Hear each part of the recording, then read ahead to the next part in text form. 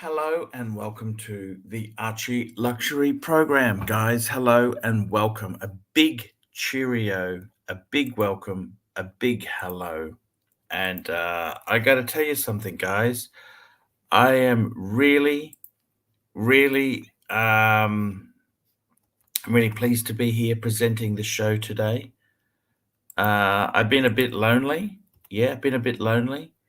And sometimes it's really nice to have a base. See, this is my base. I like my base. And it just lets me talk to people. It lets me um it lets me do everything I would do. That's the whole thing. Um, you know, that's just how it goes, It is what it is. It is what it is. So, what can I say? What can I do? Let me tell you that is a very, very good question. And we're here to answer the questions. The Bear Clooney, how is the Bear? He's very much a supporter. Look, guys, I wanted to say something. I don't want to get involved in the factions and the fights. There's a lot of people, they take things so seriously. Like, I'm here to provide entertainment. So you sort of have stereotypes and certain behavior. And then they're such pussies. You say something and they get all upset. Their feelings get hurt. Man, I'm trying to provide second-rate comedy. That's what I'm trying to do, is provide second-rate comedy genius whilst I run the show. That's what I'm trying to do, man. That is it. That is it. You understand? I am trying to provide second-rate comedy genius to the punters. And I got to tell you something. That ain't always easy. It ain't always easy in the least. It ain't always easy. So, I mean, the JJ, come on the stream. Come on, man. Let's patch it up. Let's be friends again. Come on, man. I don't want to say anything. I thought we had a good friendship. A lot of people, we're here to try and provide cheap laughs. That's what we try and do. Cheap laughs. We want to provide cheap laughs. That's what I try and do to sort of help everybody, I want to provide cheap laughs so you guys can get comic relief, comedy. And it's a tricky thing. This YouTubing is not easy. It's not easy. No, it's not easy. We've got a super chat. First super chat of the night. Look at this. It's a super chat from Nick Miller. $2.79. If you'll be my bodyguard, I can call you Eddie. Eddie's another interesting guy. He tries to jump on when I got really great guests. And sometimes the problem is,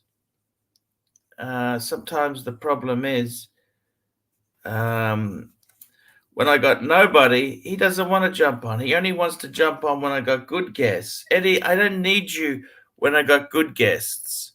I need you when I'm fucking floundering. Okay? That's when I need you on the stream.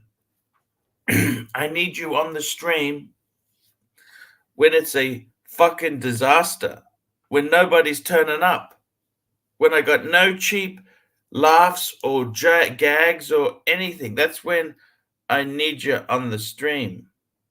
Eddie, you can call me Al.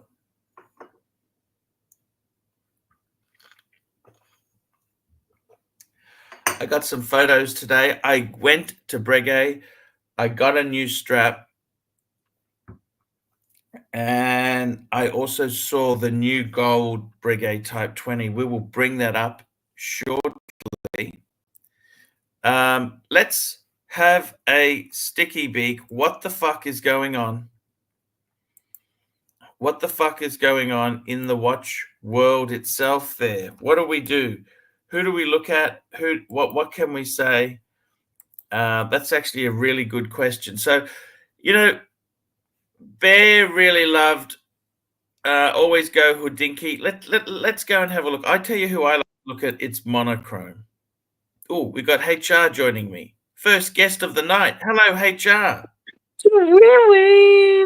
How's it going, Archie? You all right? Hey, I am fantastic. How are you, my friend? I'm good. I've been down to the seaside with the family today, and I had my bluesy on. Man, that bluesy is a fucking winner. I tell you what, Arch, I don't want to wear anything else now, big boy. Let me ask you something. What would you get if you crossed my Breguet Type 21 and a bluesy? Yeah. Probably toxic sludge. Yeah. The new Breguet, it copies. Okay, I was okay, wearing. Arch, I got to be honest. Look, as somebody that doesn't know much about Breguet, I think it's a shitter. Tell me why. Try and convert me. Convert me, Arch. Breguet's an old. Okay, the way they do the script for the Breguet B, it's so cool, man. They're a upmarket brand. They invented the tourbillon. They invented so many firsts. Famous people have supported the brand. They're old watchmaker, history. They got the coolest shops. They're just so fucking. They're just it. That is the meaning of life. No. No. Put it up, big boy. Let's see the Breguet you're talking about, because I need to be converted, Arch. Okay, so let me show you. I got a few snippets. I'm glad you're here because I'll show you some snippets. I'm glad you're here, Arch. Oh man, it's been fucking hard. I tell you what, it's been hard on the streams. Here we go. Let's have a look. I'm going to show you a little bit of lunch. How's that? Did you slurp anyone's noodle? So that's the sticky rice, pork buns. That's some disgusting fucking egg thing. Why the fuck you ordered that? I have no idea. That's pork.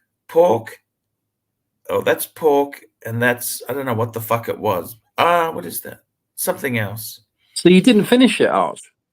No, but I was with guests. Okay. Guests. Okay, so just keep going. This is just some photos. Look at that. That's the pork and the beef. Look at the Lambo.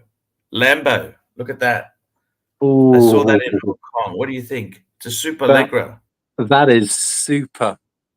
That is super, Arch. It's no Skoda Kodiak, but it's nice. It's fucking.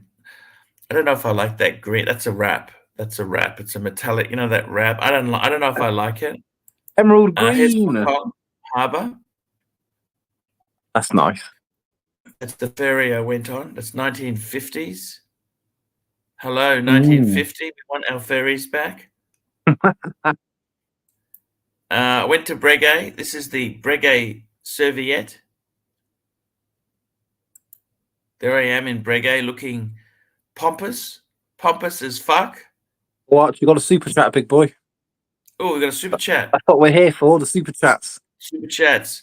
Mobster, $2. HR, tell us which watches are in your collection. I can tell you. Let me do that if you don't mind. Go on, Arch, of course. So, get it right, big boy. HR has got a two-tone ceramic bluesy 41mm. He has got a black dial 42mm Explorer 2. 72-hour power reserve. You got the newer one, don't you? That's correct. Yes. And he's also got steel Datejust with the blue dial, but he's going to give that to his dad. With the fluted white gold diesel. Did you end up keeping that, or you gave it to your dad? Well, this fucker asked. I said, "Did you do you want it?" He said, "Oh, it's Rolex. I don't think I'd ever wear it because I'd be worried about dinging it." I said, "What the fuck? You've got money coming out of your asshole, and you don't want to wear a Rolex. What the hell is wrong with you? You bogan." He said, What "No, did I he think say you should then? have it." He Hmm? didn't want it. He didn't want it? Well, he was worried about wearing it and scratching it and this, that, and the other. And I said, Dad, you might not have many years left. I think you should wear the fucker. What did he say then? He said, I'm not sure about that, HR. So And have you given it to him, or do you still have it? Because if you've still got it, why don't you get him a Tudor? I've still got it. Give I'll him a be honest, Tudor. Art. I'll be honest, Art. Look, I don't really think he's a watch person. I mean, he's over the moon with this shit of Seiko he was bought, £400, and he's flexing on me with it like it's a fucking day date. He thinks it's amazing. Arch, it's toxic sludge. I I don't think like he's your a watch parents, guy. by the way. I really like your parents. Your mum is cool. Your dad is just conservative. I like him. You come from a good family. Oh, I try, Arch. I try. I try. But I got to tell you something. Seriously, I reckon those two pieces, a bluesy and an Explorer 2, what the fuck more do you ever want in life? A day date. I want a day I date don't so I can walk around and fist it to the fuckers when I've got my hand peeling out the GLS. You know this, the Arch? truth of the matter, the truth of the matter is they don't even know what this shit is. Who? They don't know what it is. Who? Who doesn't know? Let me show you another picture. I want to show you what happens if a Breguet has sex with a. I want to show you what happens if a Breguet has sex with a bluesy. Pull it up. Here we go. Da da da da. That's the new. Ooh. What do you think of that? What you see, Arch, I've got to be honest with you, big boy. What I don't like is there's about 4 different fonts on that dial and bezel. I don't like that. I want uniformity. I don't know if I agree with that. The fonts are all the same. No, the Breguet font's different to the number font. The chronograph font is different. The bezel font is the same as the. No, it's not. It's clearly not. It's not, Arch. Look, the bezel font is different to the indices font. The indices font is different to the chronograph font. The chronograph font is different to the Breguet font. It's sort of. I get it. I get what you're bitching about. And what's up with the date window being at 4:30? What the fuck? Many watchmakers do that. I only want it where the Cyclops is, big boy. I'm a Rolex whore. Yeah, the thing that disappoints me is mine's got the coin edging. They don't do the coin edging on this model anymore. Does it not come with a proper bracelet? It comes on a shitty NATO. Actually, it comes on a NATO and also a leather strap. Oh, a leather strap. How am I supposed to do the dishes, Arch?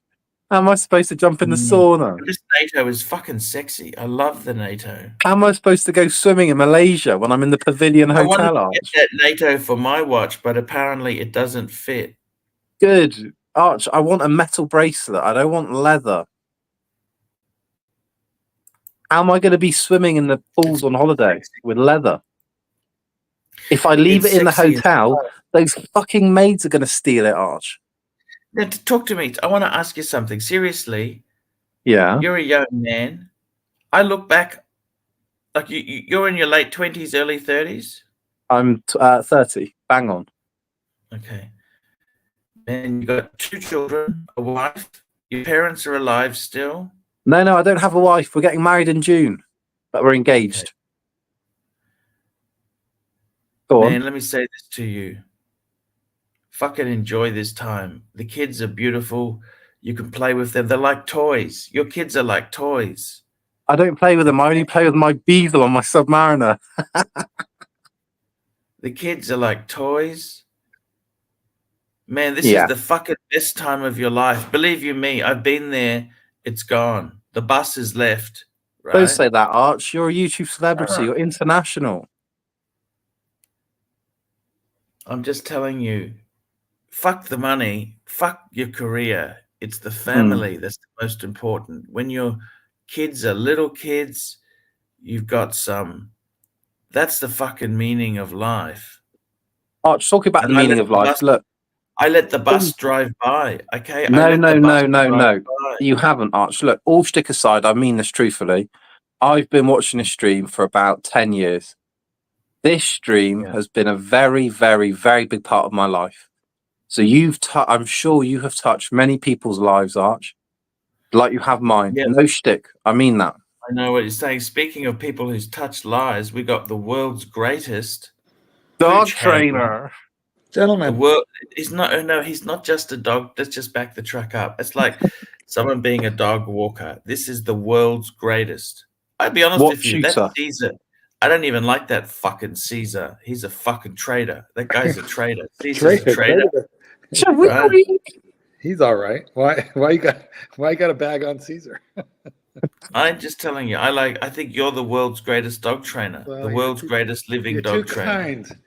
Today, I did not get bit, and that Mark, you say you're the world's best dog trainer. I What don't- happened to he no? doesn't say No, that. wait. I say that. Well, what I happened say to that. Coda? What happened to Coda? You couldn't help him, could you? He's gone now.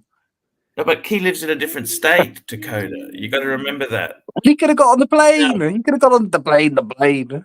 You know, Coda Look at Coda was not my client. Super chat. We got a super chat here. Look at this. This is from Madman, $5. By the way, I'm having a Chinese Coke.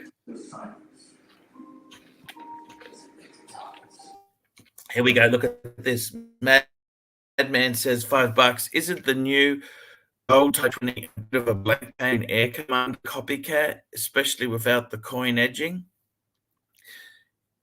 Yeah, it is. It is. So this is what happens, Marky, Marky's a little bit tied up.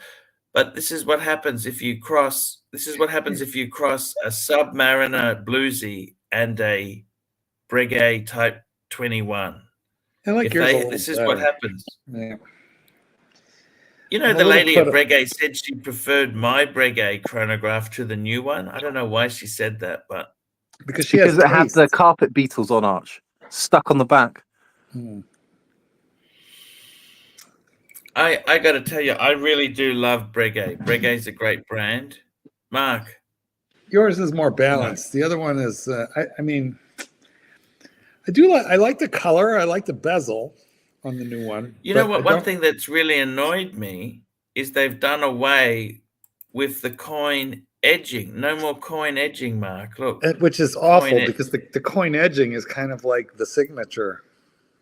It's iconic. It's like a Jaguar without wood. It's like a Jaguar without wood. Fair point. It's like a ladyboy without its privates. Well, no, most of the ladyboys have their privates. I trained a dog once for a guy specifically because the dog dug all the wood out of the Jaguar. It was a Labrador. Oh, yes. And the interior of the car was destroyed, and it was beautiful. Obviously, this is a while ago. I want to say it was an XJ7, and it was XJ6. There you go. I'm not a car guy, and it was racing green, British racing green. So it was beautiful, and inside it had cream colored leather with burled wood accents all over the place. Why would you let your dog in a car like that? Can I ask you that, Mark? Dog, well, he loved this dog. I'll never forget this dog. His name was Champ, and Champ like clawed and chewed the interior of that car to smithereens. So, and Champ was one of the first dogs that I did an expensive program for, and I'll never forget him for two reasons. One, what happened when the guy came to get him, and two, for the fact that I bought a refrigerator with that dog. It was the first time I bought a refrigerator from one dog. But, hey, Marky, how easy is it to train a Great Dane? Are they easy, hard? You know, it depends on the individual dog. I had one who growled at 125 pounder, which meant that she wasn't like the biggest Dane I've ever seen, but that's a pretty impressive sized dog, who growled at me every single day for like 10 days when I went into the kennel to get her, take her out and train her or do anything with her. Damn. And it's pretty intimidating when a 125-pound dog looks you in the eye and goes, But, a couple weeks later, we were buddies, and she trained up fine. So I never had one that I couldn't train yet. So far, so Touch good. wood. Well, I'm thinking of getting one at some point, Mark. Maybe in the distant future, maybe getting a pair. Mm-hmm. Just Marky, remember when stop. HR man, you got 2 little kids. That's the most stupid idea I've ever heard. a lot of They're going to live outside. They're not coming inside, for fuck's sake, Arch. They're outside dogs. Whoa. The dog doesn't live outside. It's a family pet. It's family. They live inside. No, they're having a kennel. This is like we're back in Africa. Yes. If you're back in Africa, then you put chat. a bauble. Then you put a bauble behind the wall. But not a what? A bauble? It's not Christmas yet, Marky. A bauble is a South African mastiff. Now let me say this to you. We got Madman, $2. Yours has more character.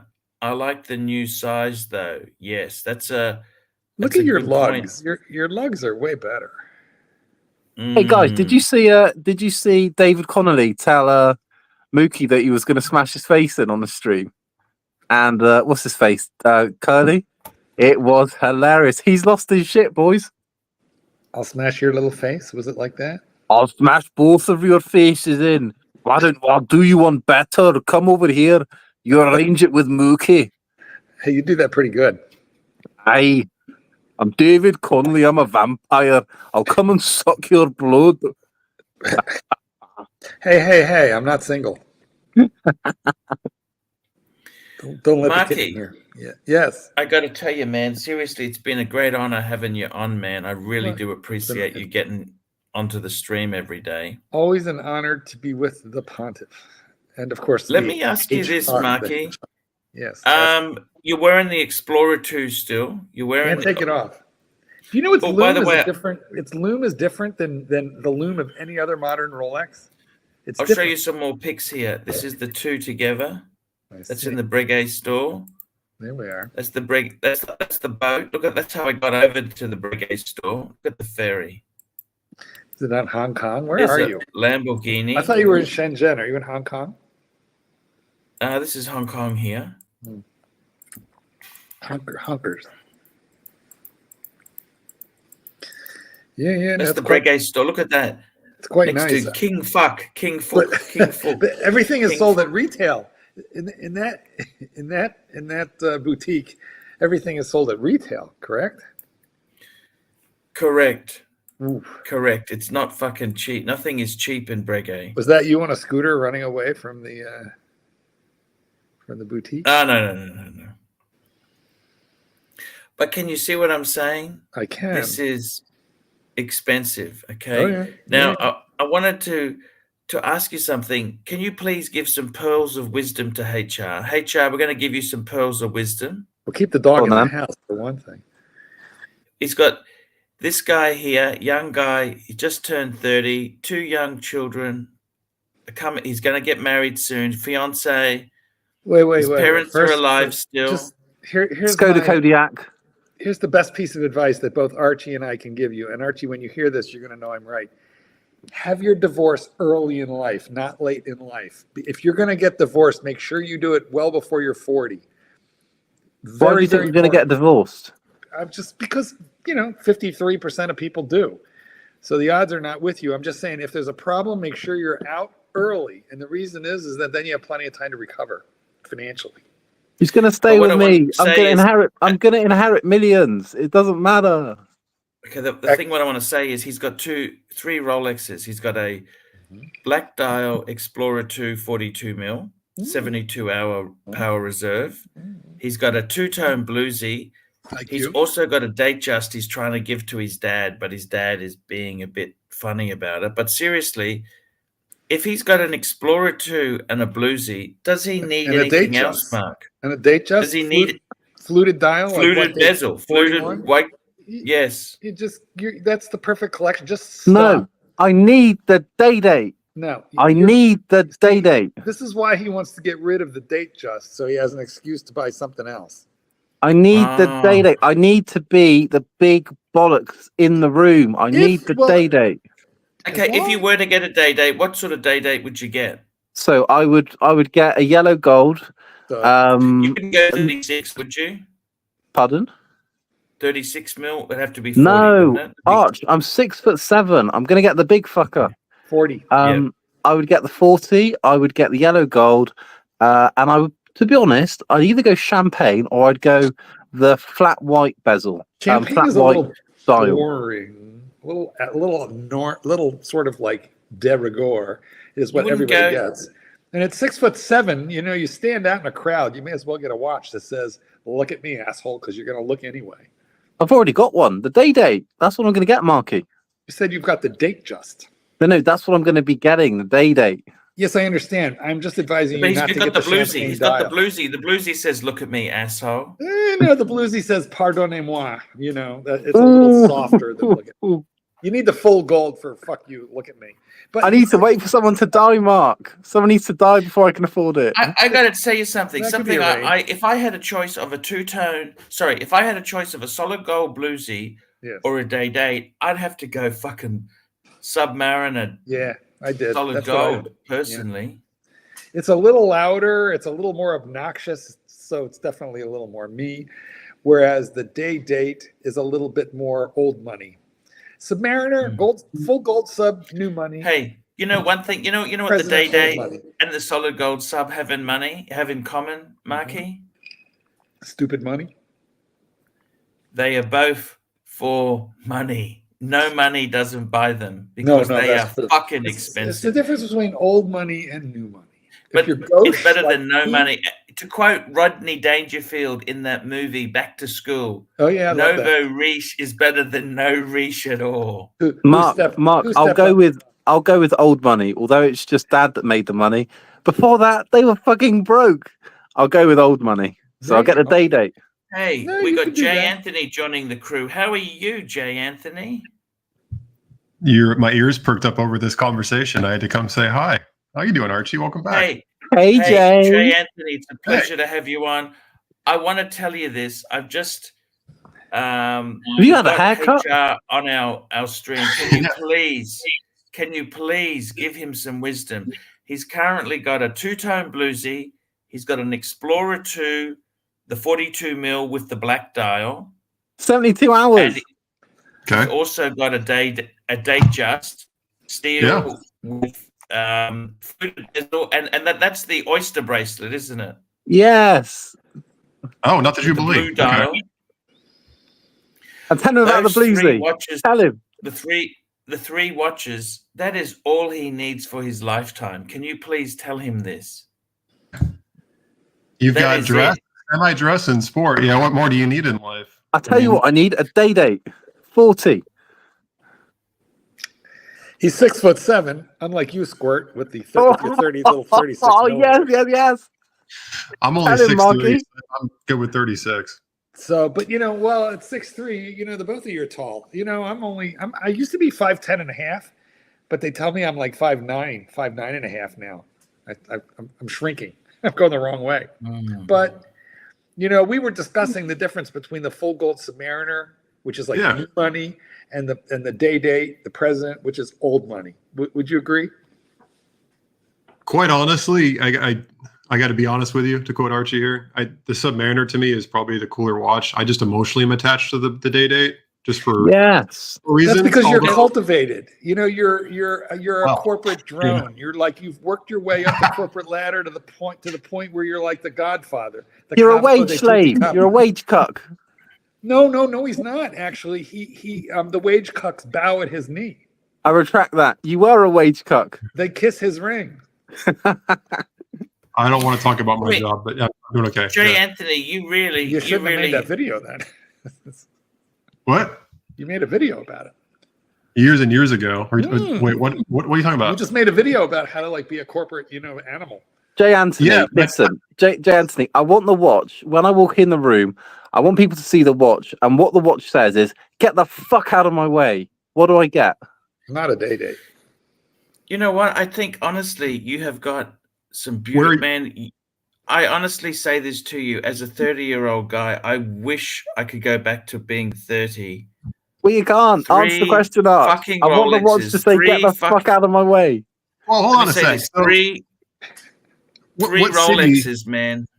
What city are you in? If you're in like Miami, go buy an Ulo or a Bright. Can you not tell I'm this guy's British? in London. He's in London. He's in England. I'm Yeah, but British. people live all over the place. Yeah, but that doesn't mean you live in Britain. You can't even wear a Rolex on the street. Yeah, I mean, you know, in London. I don't live in London, you fucking bogan. I live in the southwest. So I'm not quite London. You're from Manchester, eh? That's the north. What the fuck do I know? We're American. I have no idea of the compass as well. Southern hemisphere, northern hemisphere. Let me say this to you, Jay Anthony. Yes, sir. The guy. Jay Anthony. The best advice I can give anyone who's 30 with that sort of collection is you got everything. A bluesy, an Explorer 2. You know what? Keep the date just until you can afford to get the day date. If the day date is really the horological grail, by all means, get it. But let's face it, okay? You're shooting way above your payload, okay? You're shooting way above your payload. Okay? He's talking about shooting loads. You're right. I need to wait until someone dies in the family arch till I get my inheritance. Exactly. Yes. Now, let me say this to you. If I were you, seriously, man, you've got everything you could possibly want. Just be happy. Don't get married. Be happy. What is this marriage thing? Don't get married. I got to tell you something. Jay Anthony, myself, right? Yep. Explorer 2, Bluesy, that's the backbone of the collection. There's also a third one, it was the Speedmaster. Speedmaster, Explorer 2, Bluesy, those 3 is I don't want to wind the Speedmaster. I don't want to wind it. I want it automatic. No, you don't want, I heard you. You don't want to, you don't need one. You don't need one then in your case. I can't be bothered to go like this. No. You can buy one of the crappy automatic. Busy. I don't want to be doing that. You know what's ironic though? The watches that have gotten the most views that I've owned have been Panerais and Breitlings. It's not the stuff you would think. It's oh my god, I love a Breitling. I have 5 of them, I think. Oh, get rid of them, Marky. Get a Super Revenger. People will notice it every time. I sold my Super. I had the Super Revenger GMT. I really did love it. I don't know why I sold it. I like them. We got a super chat from Andreas, $5. Arch, that Breguet dial looks exactly like a Geo. That's a glass hoot original. Original. Swatch knows how to utilize their China connection on dials and maintaining Swiss made. Of course, everybody does that, man. I mean, you think it's only Swatch Group that does that? I got to tell you honestly, very beautiful. Actually, Breguet was very beautiful experience. Like I can't say that's the 2 side by side. And I've got to be honest, there certainly are some shitters in the mist. Let me tell you what I loved about this watch. I love the pushes. The pushes to me just look really fucking sexy. I love the ceramic bezel, and it comes on a NATO and a leather strap. I mean, who puts a gold watch on a NATO, though? I mean, seriously. That is a bit gold odd. Watch on like 30 cents worth of nylon. Dressing down solid gold. Watch. It's a sports watch, but you get it? It's gold. Let's, at least you didn't buy anything, did you? You didn't do any damage, did you, to the HELOC, Archie? Please tell me. No. I ordered many months ago. I ordered a replacement strap for my Breguet, right? Okay, we don't do an intervention. So I got a strap which was actually fucking. It certainly wasn't cheap, but there's no way in the world you can buy Breguet at retail.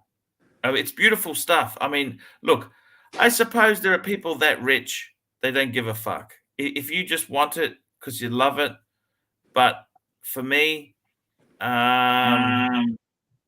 it's just not my cup of tea to do that. Now, I want to say this to you. Our good friend here, HR man, he's got it made. He's got the watches. I don't think you need a day date. You know that? Arch, I'm just worried about my mortgage payments. They're extortionate, Arch. I tell you what, I've got to be careful with my HELOC. See, Jay Anthony, why can't you embrace debt? A bit of debt. Why can't you embrace getting out of debt? You live a lot happier when you don't have like a million consumer debt payments, including the house. Compound interest is a great thing. When you start putting money away young and you don't touch it for a long time and it compounds over time, you reach a point where you're not worried about that anymore. you know what? You can buy a piece of real estate. The real estate just fucking goes up. You don't actually have to do any hard, heavy lifting or digging. It doesn't do. just You know what? Although that is not untrue, and in Australia things have bubbled. because Aussies don't like saving. We don't like saving. We like interest Jay free. Anthony Buy is now, absolutely pay correct. later. Arch, have you paid off the solar company yet, or do they still own your house? No, actually, I paid that. Oh fuck! I do agree with Jay Anthony. I hate having fucking little fucking things you owe these fucking people. There is nothing. Why did you get the worse beam than wrap owing- then, Arch? That puts yourself into Sorry? more debt there. Yeah, but you know what? The Beamer was bought on the type of contract that allows poor people to enjoy luxury that they could not otherwise afford. Ooh. And that's what that was all about. I mean, 25 years ago, maybe even a little bit more, Jay Anthony, my accountant said, "You're going to thank me one day for this." And he set me up in some kind of it's a grandfathered, it's not a 401k, it's called a SARSEP. You don't know what that is because you're young. And those are outlawed a long time ago.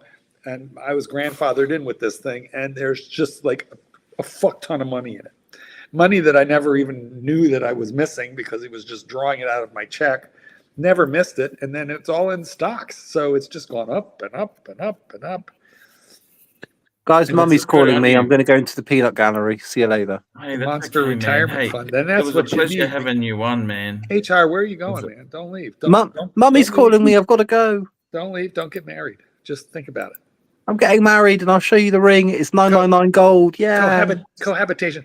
The ring, if you are getting married and you bought a ring, then that is the jeweler. You never buy an engagement ring at a jeweler who is not also a Rolex AD, because you can leverage the ring against, like, you know, a Daytona or something. I don't good. buy my own Rolexes. Mummy buys them for me, so it doesn't matter, Mark. Ah, well, then why are we worried about the mortgage?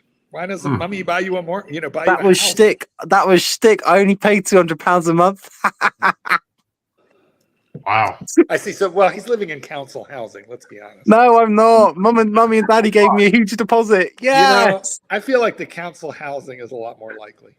No, I would show you where I live, but I don't want to dox myself. I live in a 4-bed cottage. Yeah, that's what, you know, with a like a grass roof or what? A grass roof? No, we're not in the Like a medieval thatched roof? ages now, Marky. Is it Anyway. is it on the grounds of Windsor? No, I don't live in London. So you don't live in Frogmore? No. Oh, Kensington Palace is not in London. No, we don't live. Anyway, boys, I gotta go. I'm gonna go to Peanut Gallery. See you later. All right, later. Boy, you gotta. We can't see Jay Anthony's face. That's okay. That's totally okay. Oh, fix it, Arch. He's good. I just want to watch you too. No, we want to see you. We want to see you. So swap them with me, or get rid of the super chat, Arch. Do something here. No worries at all. Anyway, No yeah, worries. I don't know. Jay Anthony, how do you feel about marriage? What do you? Now we can't, Archie. Come on, we can't see you. Put me down there. All right. So, Jay Anthony, how do you feel about marriage as an institution? I've never had one and never plan to get one, so I don't know that I'm. There you go. This, guys, this is a smart man right here. Tell us why you never had one, you never plan to have one. Why is it that the institution of marriage is not like high up on your bucket list? I get into so many taboo topics on here. You're going to get me even more screwed if we get into this. Well, it's just between us. No one's watching. It's just the three of us right now. I don't particularly believe it. Right? I mean, because you can love. I have a relationship. I have a very strong, committed, crazy little person upstairs right now. But we both have crazy little people. But, there you go. But what does that got to do with marriage? Financial independence is a lovely place to be. And why would you want to put that at risk? You know, and being two strong, independent people. Yeah. Pay attention, fellas. And when I grew up, it was basically some sanctity of marriage church thing, which wasn't for me. So to me, I'm not trying to make a commitment for anybody. I don't want to make out in front of all my relatives at some really expensive wedding for $100K. And I don't like being financially liable for people. So it just doesn't work out for me. And in the meantime, you know, you were raised with the sanctity of marriage, and then you watched as like almost everybody you know got divorced. Just saying. Yeah. Yeah. Just saying. What, Archie, if you could go back, you know, Yes. If you could go back now, I don't know if you know this, J. Anthony, but Archie was a very, very, very handsome young man, truly, and as are your kids. And, Are you saying he's not handsome anymore? What are you implying, well, Mark? You get old. You get old. You get old, Jay Time puts Anthony. the You pounds get on all. old. Believe you me, it's not a fucking fair thing. Jay Anthony, you're not. Let me tell you this, Jay Anthony. You're not going to look that smug in 15 years' time, is he? Is he, Ranch? Well, Is some people age better than others, but well, of course, fillers, Botox, nip tuck. But what I am talking about Great here, product. Archie, is if you could go back and talk to that younger self. You're out of Oxley State High now. You're in the workforce. You're a young Turk. You're getting some because you're a good-looking Aussie bloke. If you could talk to your younger self, along comes a Ukrainian woman. Now, no offense to because you have children with this individual, but I'm just saying, what would you tell your younger self about the institution of marriage? Knowing now what you know, Marky, honestly, as you said there yourself there, if you're going to get married, make sure, do it. If you're going to get divorced, do it way before you early turn in 40. life. Early. Yeah. Because you can recover. You're right. You hit it on the head. Yeah. You hit it on the head. Yep.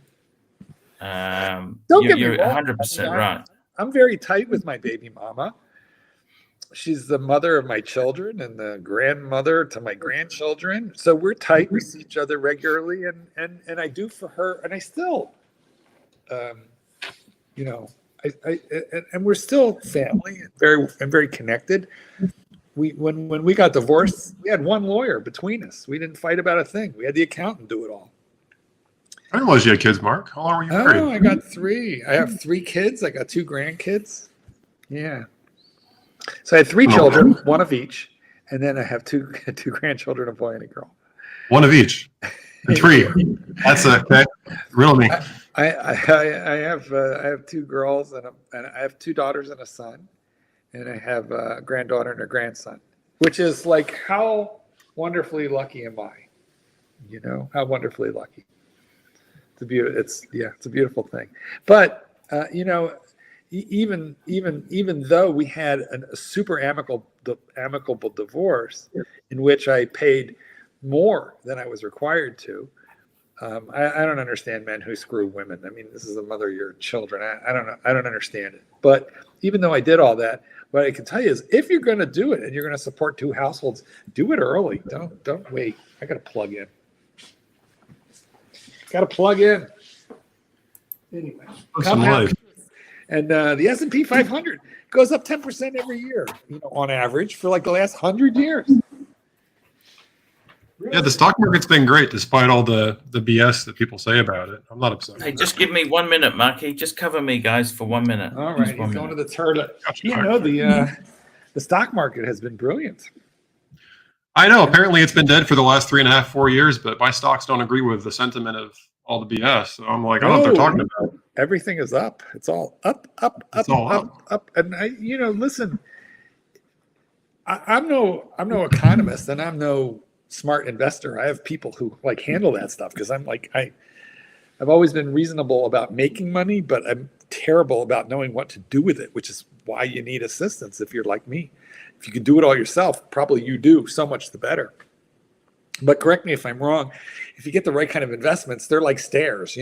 Sometimes you might go up 3 stairs and then down 1, up 2, then down 3. But if you look at the overall 100-year trend, it's up, and always up. Yeah, unlike buying a car or a watch at retail, typically it's down, down, and down. That's right. Depreciating asset. Well, something like certain watches go ka-chunk and then they hold. Others just go dum, dum, dum, dum, dum, dum, like that Breitling, for example.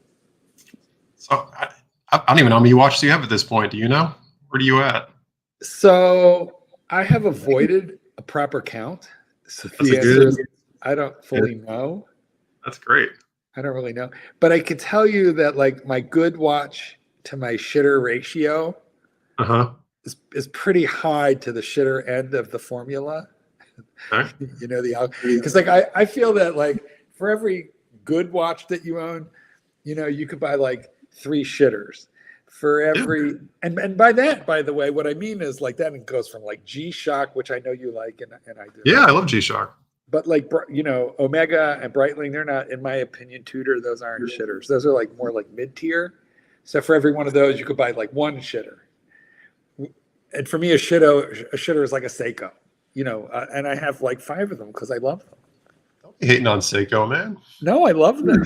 I have 5 of them. I probably have more than 5. I haven't really counted, but what I'm almost sure of is I have at least 4, if not 5 turtles. And I have nice. 3 SKXs. I have a Grand Seiko. I have a Tuna. Oh my God, I must have 10 Seikos. Grand Seiko, spring drive, high beat. Which one do you have? The spring drive.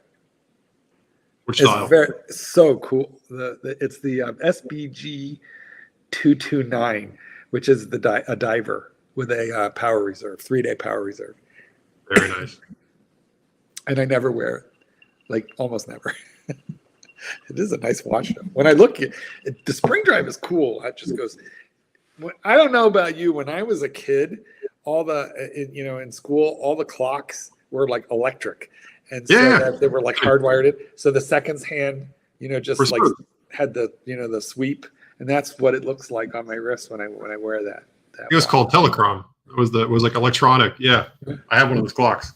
Okay, crazy. Yeah, that is. It's cool. They not do that anymore. I guess they have digital clocks now. I don't know. I haven't been in a school in a while. Oh, school. Fuck, Marky. That's a scary I know, topic right? there. Tell us a story about your school days. Well, take us back to the Oxley State High days. I got to tell you something. School is what I find is really amazing is never go back to your primary school because you remember things being so huge, the room. You go there. Well, and you think, "Fuck, this was so small." And the other brainchild I've had is that I realized that a lot of my teachers were not the smartest tools in the shed. Like those you realize, what do they say? Those who can do and those who can't teach. Which I think is unkind and not necessarily true. But well, my son wants to become a. What does that my say? son wants to become a teacher. My son. Sorry, what's that, J. Anthony? I said, well, we're technically teachers, right? So what does that say about us? We're here to educate people. When we're done with this, I'll tell you what my business professor said to me in college. I want to hear. So hold on, your son wants to become a teacher, Archie? Oh yeah.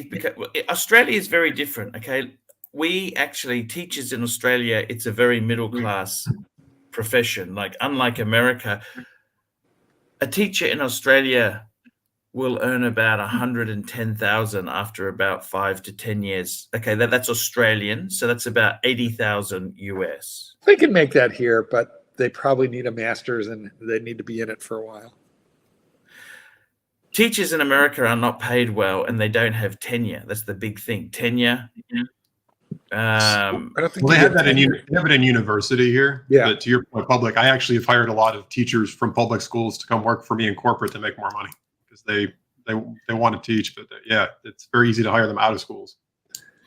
Yeah, and I mean, look, the problem is, I don't know what it is in America. I don't know why they don't value teachers, but it is what it is. It is what it is. Because the public school system, by and large, is underfunded, and that's probably part of the problem. Yeah, I mean, you people in America also have police officers who earn hardly anything, and then you wonder why there's corruption. Well, as Julius Caesar says, it depends partly on the area where you are, and that's true. Some school districts pay much better than others. Beverly Hills is very good.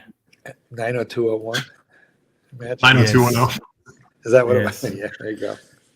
I tell you what, that TV show 90210, I used to watch that. That's amazing. She's dead. Shannon Doherty has died. Crazy. So young. The boyfriend, her boyfriend, Jace, what's his name? He's dead too. He's dead as well. He's dead as well. That's they're way younger than me.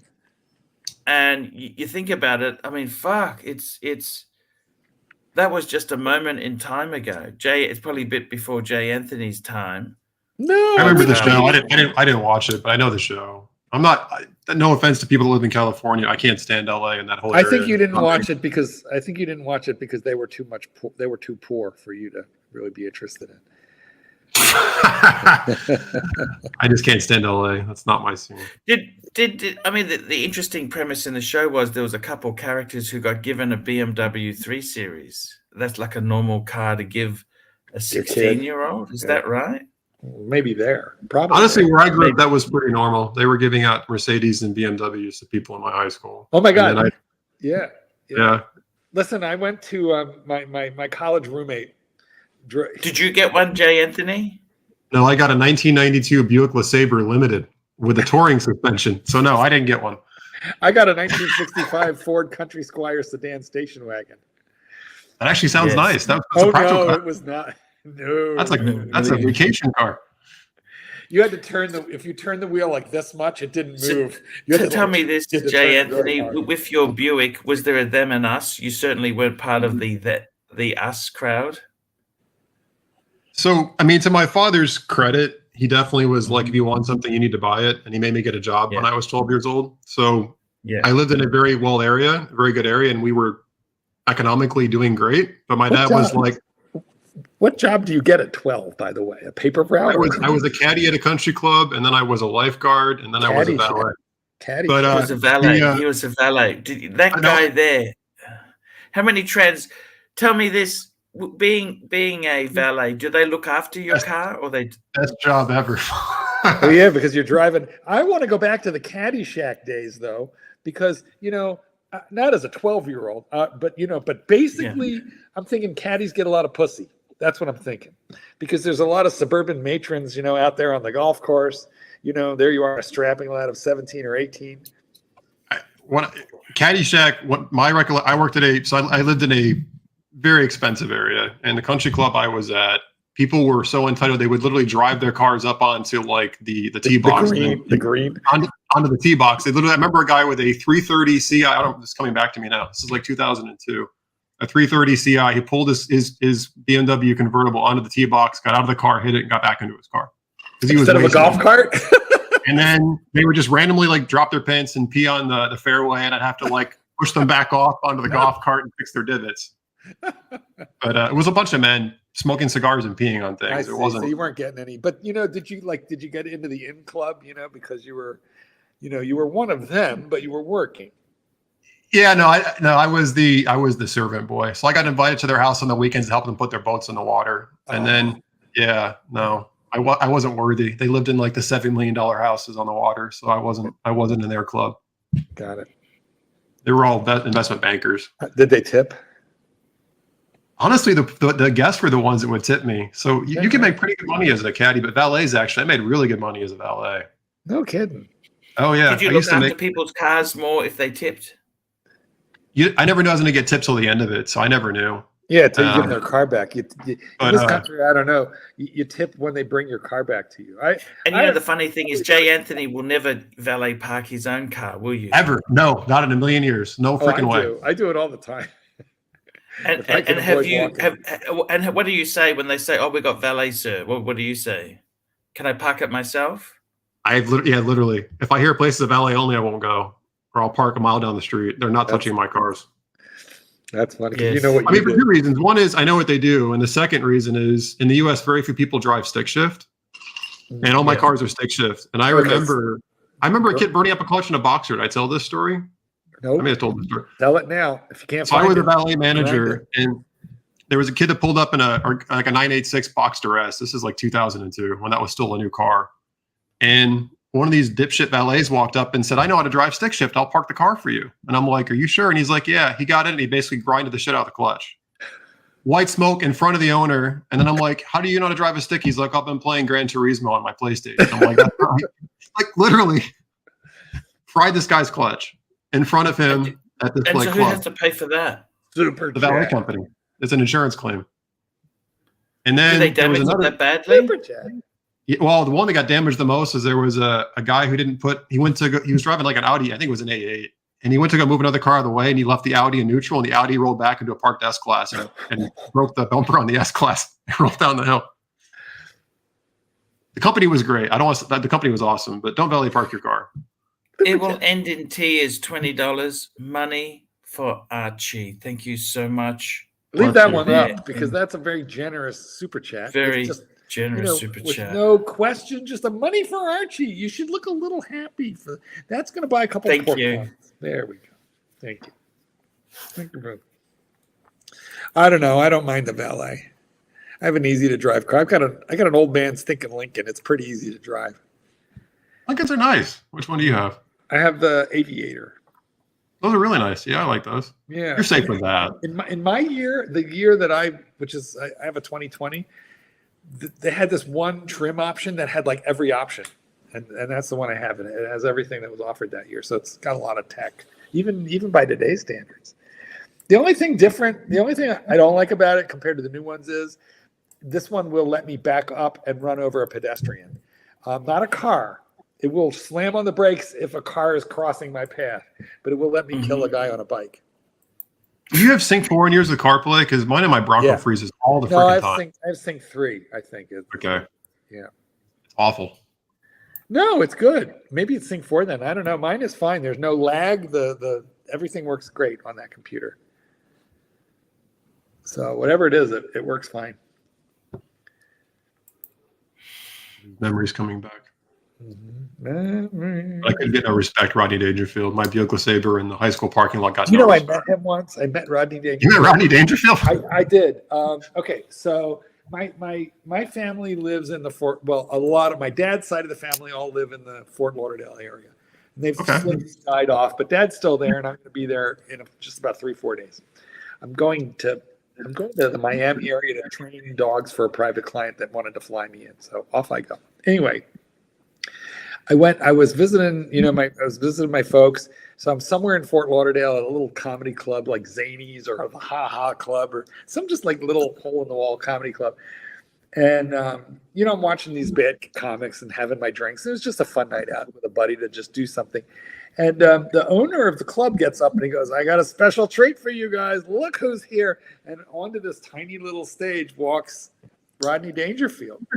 Oh, my God. And he goes, yeah, you guys don't know, but I live down here and I got some new material and I'm going to work it out right now. And then he proceeds to do about 20 minutes. It was wonderful. It was fun. It was good. And then he just goes to the bar with this platinum blonde with big bazoombas. And he's just sitting at the bar drinking. And of course, we all ran up there to talk to him and get his autograph. He signed for me on a napkin. And somebody goes, hey, Rodney, how's your wife? Because that was the, It's his gag, yes. And it was his big gag. And he goes, she's dead. Because his wife had died like 10 years before. Anyway, he was very nice guy. Very nice. You didn't get to meet Jackie Gleason, did you? He and Rodney would have been the two in Florida I would have wanted to meet. I would have loved to have met Jackie Gleason, but the honeymoon. See, I always like Chevy Chase, but I heard he's a fucking asshole. Everybody says he's a dick. That's what I've heard too. Yeah, I love him. You know who's supposed to be really nuts is Bill Murray. He just goes to people's weddings. He just shows up at weddings that he's not invited. He does that in Texas. He's popped up randomly at people. Yeah, he is. Because if he's at a hotel and there's a wedding at the hotel, he'll just go. He is randomly spotted. Yeah. Who would not want Bill Murray at their wedding? I'd love him. That was Tim Allen in Michigan. Tim Allen would randomly get arrested for drunk driving every other couple months. Remember when Tim Allen dug up the money in the backyard and all, and all he found was a long red hair where the money was. No, I guess this is Home Improvement. What was this on? Oh wait, no. Sorry, that was Al Bundy. Al Bundy. What? Yes. Al Bundy, married with children. Yeah, married children. He was dating the daughter. You know that in real life? Christina Applegate. She got cancer. What? Christina Applegate she was a Playboy bunny. Yeah. And then I think she survived, but she got cancer. She got very sick. Yeah. Very sad. Very sad. It's she was gorgeous. Wow, I didn't know that. Oh yeah. It's funny sometimes those TV stars there that it isn't really the best life to follow. You've got your a lot of the child actors turn out terribly. Look at Macaulay Culkin, fucking disaster, isn't it? Well, they're all doing like Drew Barrymore doing cocaine at 12, 11. I mean, funny enough, I used to be a movie extra, and I got to meet some of these people. They're very odd individuals, and the one that I remember the most was actually Anne Heche, and she didn't have a very great end either. Anne Heche, no, she went kind of like Batty, didn't she? Yeah, she drove her Mini into like the side of a house. Jesus. Yeah. And hey, was she nice to you? I remember her ignoring me and yelling that her Coke was cold or wasn't cold enough. We were doing a TV show called Hung in Wyandotte, Michigan, and it was her and Thomas Jane, and she had a little like mental breakdown because she didn't get the Diet Coke the right temperature or some BS. And I'm like, what is this woman's deal? The ice isn't cold enough. She literally had like a meltdown over her stupid Diet Coke. It was bizarre. But you were an extra. You were an extra or a helper? I was an extra. So if you watch like season 2, there's me and some girlfriend in a farmer's market scene. Do you have an IMDb? It's a terrible job. Honestly, it's a terrible job. Crappy. It's like 16 hours, minimum wage, do the same scenes 500 times, boiling heat. It's an awful job. Yeah. I would never do it again. What made you do that? I was in college and I needed something to do. Couldn't you sell sperm and blood like normal college kids? I was doing valet during the weekends, but during the week after college, I would go. I shot. What was it called? Conviction, or it was called Betty and Waters with Hilary Swank and Minnie Driver, and then I was on Hung, and there was a couple other things. That's crazy. That's very cool. Archie, how did you make money when you were in college? Jesus Christ, I did make money. You know, I tell you what, guys, I used to sell computer bits. You know, but fuck me dead. That's pretty cool. Extra on Hung is so much cooler. I trained dogs. That's what I did. You know, the funny thing is that it's you don't realize it, but those jobs that you did way back there, they kind of it's funny how a lot of those things, those skills really do help you a fair bit, you know, like, oh yeah. I mean, valet parking, it's not just the parking, it's dealing with customers. You know, it was such a good job. You know, what was your favorite job you've had? What have you enjoyed? He's doing it right now. Is your favorite thing you've done? Look, one thing I found is that I've been self-employed for a long time. Sometimes it ends, like you have a really good period where you have settling in, it grows, and you have a big. When you start to believe your own bullshit and you think this stuff will last forever, yeah, that's when the balloon goes pop and it's over. You know what I mean? Like I've kind of found a lot of like I had a computer business. I used to sell computers. I used to fix stuff, and fuck, that was this was like late 90s. Super chat. It really got competitive beyond, right? Beyond. We got super chat, box, papers, stickers, $8.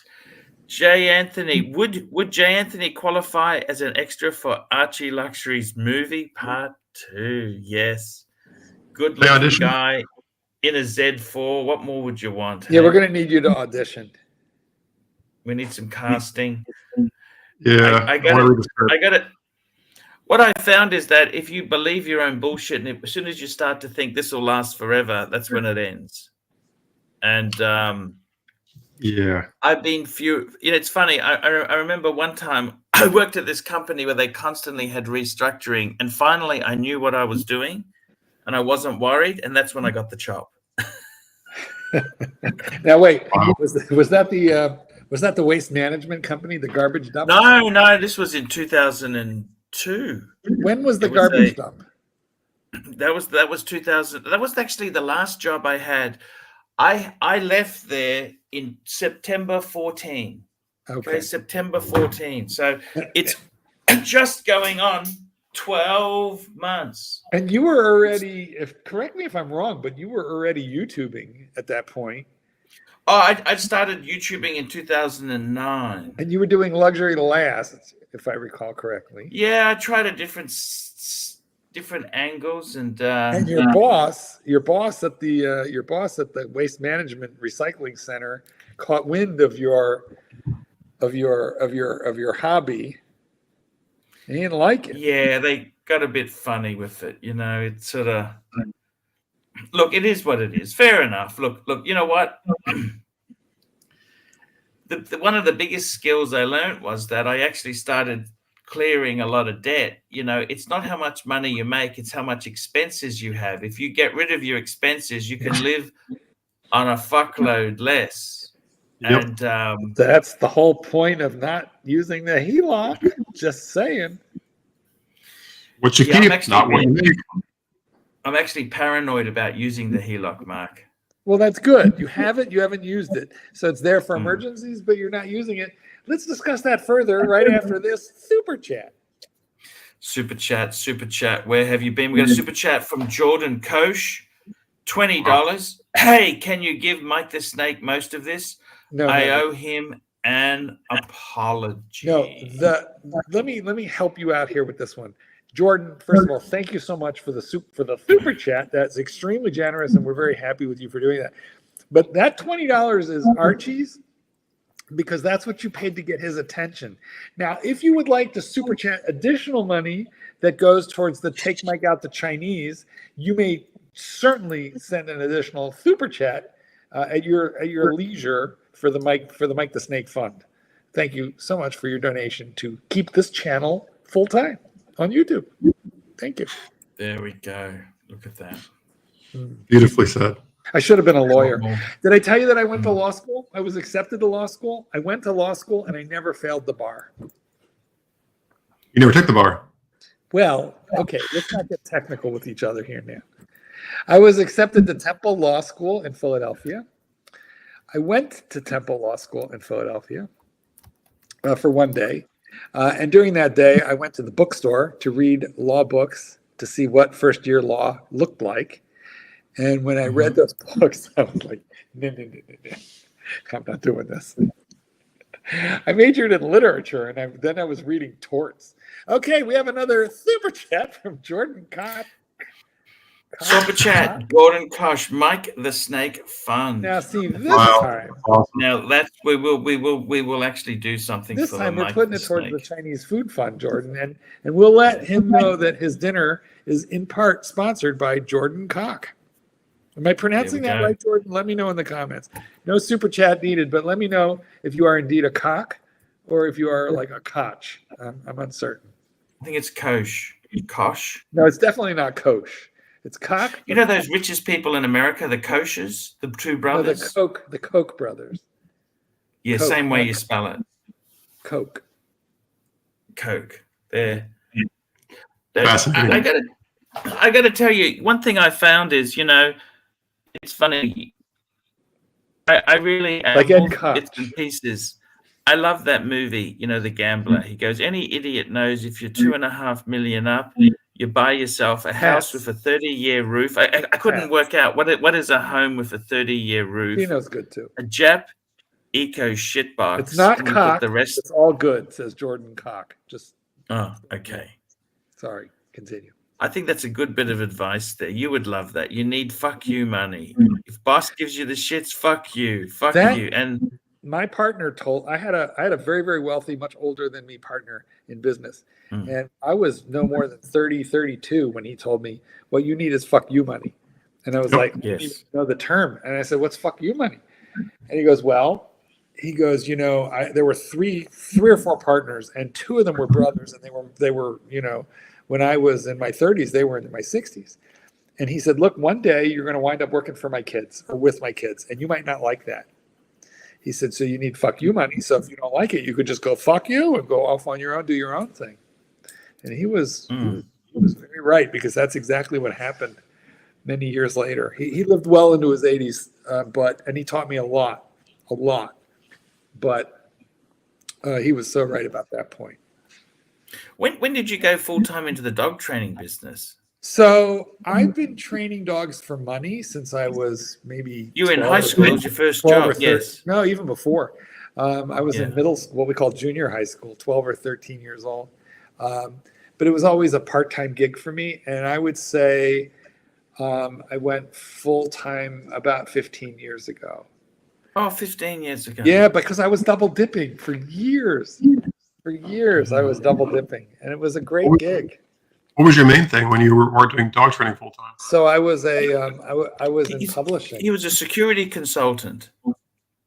That explains a lot. Well, ish. You know, I was third. Let me think. Great grandfather, grandfather, father, fourth. I'm fourth generation in that industry. He's Taylor Locks. Have you seen those American locks? Taylor Well, Locks. he's His too family. young. We sold that Okay. company in his misbegotten youth. But your I know Taylor Locks is. but your parents would have, if you would, anytime prior, anywhere up through the 80s, if you just pulled out a ring of keys, my middle name was on most of the keys on that ring, because my middle name is Taylor, and it was Taylor Lock Company. It was started by my great grandfather. So it was a big company, and we manufactured a huge percentage of the keys used in this country for 60, 70 years. But you sold the business for big money? My mom, the board of directors sold the company. My mother was on the board.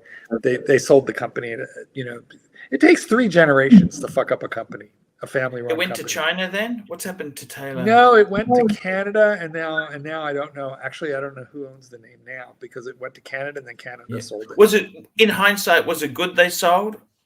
Yeah, and as a matter of fact, they probably should have sold a couple years prior to when they did do. The reason for that is, when a thing is making money, it's tempting to just hold on, but it's very hard to see the future. And I listen, with hindsight, what we know is it's very hard to manufacture in the United States.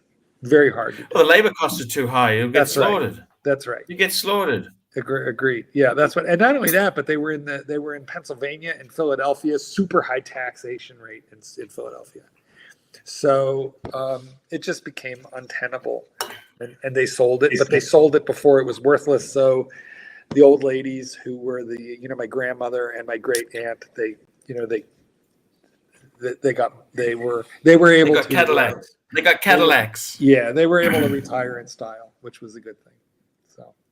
That's crazy cool. I had no idea. So here's the fucked up thing. Lest it sound like I was raised with a silver spoon in my mouth. What you have to understand is my parents were divorced. My dad went into business competing with my mother's family. So my mother's family, obviously my mother loved me, and so did my grandparents, but everybody else on that side of the family hated me. And so when I went into the family business for summer work, they put me in the basement oven section. I mean, like, there were walk-in ovens where you would bake the finish on the locks, and it was 110 degrees there. Whereas my first cousin was in the air-conditioned office pushing paper around, but they put me in the worst parts of the factory. I would lose 20 pounds every summer. My clothes would fall off of me because I was working in a 120 degree oven. In Philadelphia, it would be very swampy. So, I mean, I had real shit jobs, but it taught me the value of money. And not only that, but I was working with factory workers, union factory workers who knew my grandparents, who knew my great grandparents, who knew my dad. And so I wasn't hanging out with management. I was hanging out with labor. And they were salt of the earth. They were the best people on earth. They had me laughing all day long. I loved those workers. So I really learned a lot about, labor, the value of money, the value of sweat and work. So yes, my family owned the company. How many employees did they have when you were working there? How many employees? 125. Fuck, that's a big concern. Yeah, it was pretty big. Yeah. Do you honestly, as an American, do you think it's sad they don't make that shit in America Terribly anymore? sad. Yeah, because you know what? Very, very sad. And I'll tell you why. Because the people who worked there, the workers that were on the floor, generations of them worked there. You know, the people that I worked with, I knew their parents when I was little. And my grandfather would take me into the factory. So it was multiple generations of people worked there.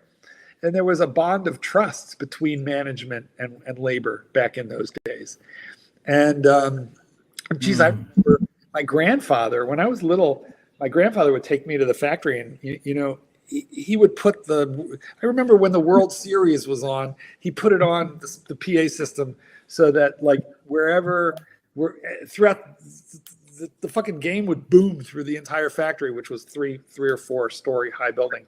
And so every worker could listen to the game. I remember once the break bell rang, and my grandfather said, "Quick, come with me." And we ran to his office. I was little, and he got a cigar box out of his desk. And I go, "Where are we going? What are we doing?" He goes, "You'll see." And he took me to the coffee machine because it was the break time, the 20-minute break time, and coffee was a nickel. In that machine, it was like a vending machine for cups of coffee. And he's just handing out nickels to everybody. He had a big giant box full of nickels. Just silly little things, but there was relationship between manager and worker, and the workers, when they retired, their children started there. So, and not only that, you could raise a family and buy a house on a high school education, and that is not true. Yeah. So it's really kind of a tragic. It's a tragic change, truly. Anyway, It is a tragic change, and the world is kind of, I mean, to be honest with you, if you want to talk about disgruntled, you look at companies like General Motors and Ford. Yeah, they've really not done the best thing by their workers there. They really. It's become very corporate, very cutthroat, and I don't listen. If you look at what the cost of housing was, my parents bought a house for, and at the time it was expensive. My parents bought a house in 1958 for $19,900, and if that was X percentage of the money that that they were bringing in on an annual basis. I mean, my dad went to the Wharton School of Finance, which is a good school. Trump went to that. That's not a good school. That's an Ivy League. Correct, but nonetheless, fuck me, Dad. That's fucking super. That's super good school. That's not a shit school. But we were from Philly, and it was in Philly, and that's where everybody in my family went to Penn. But at the end of the day, that same house is well over $500,000 now, and it's a much larger percentage of what people earn. Much larger, even college-educated people. So it's much tougher for our kids than it was for us, and it was tougher for us than it was for our parents, even. I think about that a lot too. I had a grandfather grew up on dirt floors, and he retired at GM as an executive, and he worked his way up from nothing to an executive. It's harder to do that now, but Jordan, Coke, $5. There should be a weird Watch Nick and Curly fund as well. Raw is war. I don't know what he means. What does he mean? Watch Nicholas and Curly fund, because there's the Mike the Snake fund. So that's what I'm thinking. I got to tell you, the scary thing is, Marky, let me tell you something, right? I realized this YouTube business may not be forever, so I actually had a look at a few IT jobs, right? Yeah. So I've been out for 10 years. So I'm 42 when I left, 52 now. 10 years. Is it still punch cards? Let me tell you this to you, Marky. Yeah. It's not WordStar or WordPerfect anymore. I'm sorry, okay? Well, and I got to tell you something, Marky. The salaries have gone up 5,000 to 10,000, but the cost of living from 10 years ago to now, it's a lot more. But the one thing you should be talking to about this is not me. It's that guy right there, Jay Anthony. What is a middle-aged guy to do to earn money these days? Like, what schooling should he take? Well, let me say this to you. I think realistically, I'll be honest with you. I don't need Jay Anthony to tell me this. I've got 3 employment prospects: Uber, driving a taxi, and delivering pizza. Well, first of all, nobody takes taxis. Nobody wants a 52-year-old man in IT. Why? They would want someone who's fresh out of college, eager to please, eager to build a career. Maybe you should come live with me for 6 or 8 months, and I'll teach you. It's like you. What job would you get if you stopped dog training? I'd be fucked. Oh my god! Well, I was an English major, and then I was a magazine editor, and so I mean I'm reasonably good at sales. I mean, yes, I train dogs, but before I train dogs, I got to sell the job, and it's expensive. So I don't know, sales, but I think Jay Anthony should weigh in on this because he's the job meister. I don't know about that, but I do have several people. I gotta put this in a nice way. There are several people in our organization, in my organization, that are older than both of you, and they add a lot of value. So at least in my company, you would not be at a disadvantage. What's the skill set? Well, quite honestly, I haven't experienced this directly, but the most laid off generation right now is actually Gen Z from statistical data, because these kids are coming out of college, they've been dealing with COVID, and they don't have the social skills, nor the expected work ethic to really get ahead in corporate America. Mm-hmm. And it's honestly, I've seen the opposite problem. I've seen young kids come out of college struggling to get a job or get fired quickly. And we've been looking for people that are more tenured, that just have a mature mindset and actually have seen stuff before. But I'll tell you right now, my real thing is the entire job market's going to change in the next 5 years. Based on what I'm seeing from the AI tools we're exploring just personally, everything's going to go out the window. So whatever it is now, if you can get into AI and figure the AI thing out, I mean, quite honestly, a lot of people are going to get left behind. Oh, definitely. It's I amazing. have a dog training client who buys land for, I think it's IBM, no, Microsoft. He buys land for Microsoft, and that land is all being turned into AI, like giant buildings, data processing centers for AI. Data centers, yeah. And he said they're all over the country, and it's thousands upon thousands of acres that they're buying because it's labor and space intensive. And they use a lot of water. Yeah, they're really resource intensive. A lot of electricity, a lot of water for cooling. They use a ton of resources. Yeah. So they're building these giant buildings, but they're buying the land everywhere. So I think that's a pretty good point. Now, how one gets into AI, that I don't know, but you might ask AI. Well, I mean, quite honestly, people are, nobody knows. They're all making it up. But like, I'll give you an example. You probably, I mean, you've all seen things. I mean, just, what Salesforce is? You ever heard of Salesforce? Yeah. Oh, yes. Hang on. I don't want to identify, but I have a family member highly placed in Salesforce. So you know what Agent Force is with Einstein? Do you know what that is? Say it again. You know what their Agent Force with Einstein tool is? I know that he or she gave a presentation on that very recently for upper management, but I don't know the details. You can literally have a conversation like this with an AI agent named Sophie, and it will have natural language and speak to you like a person. And it will anticipate your needs and interact with you like we are right now. Whilst trying to sell you a timeshare, Mark. Yes.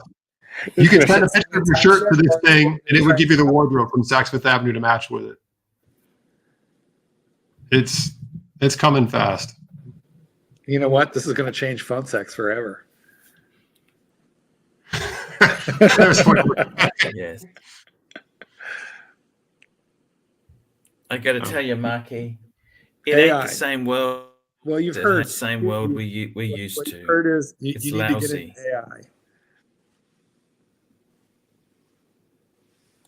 AI. I mean, you might not even need a panel. You might not need a panel at all. Just call up your AI panel, and bam, here we are. Is that my internet? Better than us. Super chat. Double super chat. Oh wow. He's frozen a little bit. It's that Chinese internet. He's behind the Great Wall of China. Where is he? He's behind the Great Firewall of China. He's in China. Archie's in China? Yeah. Why is he in China? That's a pretty good question. Most of us believe that there is a member of the fairer sex that seems to attract him there. They're saying he's in Shenzhen, so he's by Hong Kong. Okay. He was talking about Hong Kong, but the background looks like his Shenzhen squeeze. So I'm a little confused myself. Archie, if you can hear us, you need to restart your computer and come back in. Yeah, there he is. He's gone. He'll be restarting. Guys, he'll be back. He'll be back in a couple of minutes. God, listen, J. Anthony, we don't know where he is. I think. Where in the world is ArchieLuxury? Well, tell us in the comments, guys. Is he at Mrs. Lai? Where is he? The audience probably knows better than we do where he is right now. So, guys, where is he? We just sent out a search party. I know, exactly. Let's see. We're being told that Mike the Snake banged Chairman Mao's wife. Paul Pluta can't keep his lies straight. And Little Dave says he's in Shenzhen, which is what I thought, because Little Dave, isn't that where Mrs. Lai is? Yeah. That's right. I get subsidized living costs here, Marky. There you go. It's And you're in Shenzhen, right? yeah, Okay. the moment I am. I recognize the am. room because Jay Anthony didn't know where you were. Well, By the way, Hong Kong. I'm going to Hong Kong 21st, 22nd, 23rd, 24th for my birthday. I couldn't show up, and you couldn't bother to come to Toronto, but you're going to. I'd already booked this holiday. Do you know how Yeah. expensive Toronto is? Do you know how expensive it is? I understand. Listen, before we go any This further, is the last hurrah before we close. You know, we're talking about this business, right? last one out, turn off the lights. That was a Seattle thing. I'll be here with you that day, Archie. The day we Hey, turn we out. got Fat Windbag Ben, £5. Spite Chat, where is Bear? Bears comes and goes. Bear comes on whenever he wants. He does. And we got Loose Soul, $8. Hey guys, I remember Undertaking saying you would do great in the funeral industry, Arch. Actually, I don't mind the funeral industry, to be totally honest with you. So I listen, think that is Archie, that's a really good point to Anthony. I have a lady friend who I want to say she's probably right around 46 to 48. She's in that age range. And she went to Undertaker school, and it's a 2-year course. Yeah. You know? But she's super employable now. Yes. Super employable. So you might look at embalming and, the funeral director trade. Probably in the way most Americans don't understand this, but in Australia, you have a trade guild system. So there's probably a trade guild that you can join, and then you take the the internship and the education. I'm honestly scarred for life. I used to run a cadaver lab for a medical company, and I can't unsee the stuff that I've seen. So if you're up for that, I wish you all the best. What's a cadaver lab? What's a cadaver lab? It's a bunch of dead people in a room, Archie. How do you Cadaver lab? We used to have severed heads and other stuff that we would set up for doctors to do training on surgical tools. So you are the most fascinating man I have met in a really long time, and it just keeps coming out of you by accident. Honestly, I wasn't even thinking about this. Every time I see orange-colored bags, I think of biohazard stuff that I've seen. I managed the cadaver. Did I tell you about my experience in the medical school gross anatomy lab, which was a room filled with like 30, 40 dead people? No. Please This is bringing back memories. Yeah. Okay. Well, as you'll know, Jay Anthony, because we've had this weird experience in common. Their eyes are fucking open, aren't they? Yeah, they're like in a moment of like awe, but there's like nothing behind them. Their eyes eyes are open, but there's nothing there, and the whites of their eyes are like red, and it's not nice. So just at the point when I was getting a little queasy, my friend, the first year medical student, was like removing the chest plate to show me all the organs, and then he goes, "Oh, sorry, his eyes are open," and so he closed them, but he knew what would happen. They just opened right back up again. And you had severed heads. I had fetuses in bottles, like the big pickle jar bottles. Oh my God! Like every phase of baby was in a bottle, like through like week 1, week 2. Oh my God! Yeah, it's very sad. Ours weren't preserved, which was bizarre. They just took the blood out of them, and then you'd find like random crap in them. You'd find like pills that they never swallowed, or like mosquitoes that had died in their nose. Just like the most bizarre stuff would show up and be like, "Oh, that's cool." Wow. Well, anyway, Archie, do you think you could? I'm sorry. It's probably. I'm just saying you may want to think about another industry. Yeah. Never mind. Yeah, because I got to tell you honestly, it's funny with Undertaker. He was in the rag trade. That was my great grandfather on the other side. He was in the rag trade. Yeah, so he kind of, that business is kind of fucked. Also, manufacturing in Australia is, it's difficult. Super chat. Super chat. No, super. Oh, I think I did that one. Loose Soul. Hi, guys. I remember Undertaker saying you'd do great in the funeral industry. Arch? Yeah, that's something to consider. Look, I got to be honest with you, Jay Anthony. What I've decided to do is, with the business going the way it has, I don't want to walk away from. I do the streaming, right? I think if it goes a bit quieter, I'm going to trim down to 5 days a week instead of 7. It might improve my mental health a bit. Yeah. I'm trying to have fun. Like, I got to be honest with you. I got Marky here. Mark's such a great guy to chat to. You're a good guy to chat to. Talk about life events a good you guy. can watch. Well, we need Jay What- Anthony. I gotta say, I mean, I'm glad to be here, but ever since Jay Anthony joined the stream on a semi-regular basis, it has elevated the stream. Yeah, The it's been a discourse- great stream. It's been The a great. discourse has elevated. I mean, quite honestly, it's funny. The three of us have a lot more in common than I broached on the surface of this, and I'd rather not get into it on live. But I recognize why we're together, and I respect and relate to both of you in a lot of ways that I would not have anticipated. The It's been a Three lot of fun. Musketeers. Here we are. All right, Yeah. by the way, before we get any more emotional about our, spiritual connection, we need to look at this super chat, which is from Jordan Koch. What did we miss? Scroll down, Archibald. It's at 7:26 p.m. 26 p.m. Oh, is it just come in? No, it's up there a little bit. It's after the one you just read, but before the end. Oh, super There you go. chat. Super chat. There we go. Thank you. Thank you, Jordan Jordan. Hey, Koch. listen, that's Jordan's third of the evening here. We need to Oh, man. thanks to Jordan. Acknowledge Thank you. that there. I got to tell you, what's the future for corporate America? I mean, seriously, Jay Anthony, what is the future for men? I don't think it's a different world we live in. It's a different world. It's a very different world. Manufacturing may not be good, but it's still a lot of American design is at the forefront.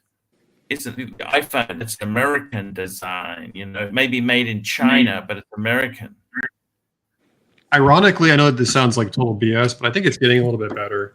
So my company, at least, I don't want to get too much into my company. I think my company really has integrity and actually gives a crap about people. They legitimately, at least from my perspective, and a lot of them don't. A lot of people talk about like GE and Jack Welch. I blame that jackass for a lot of the corporate America stuff. Like, he used to tell people, like, put your employees on a barge and ship them to the cheapest labor market. Like, he didn't, that whole mindset, the 80s mindset, offshoring.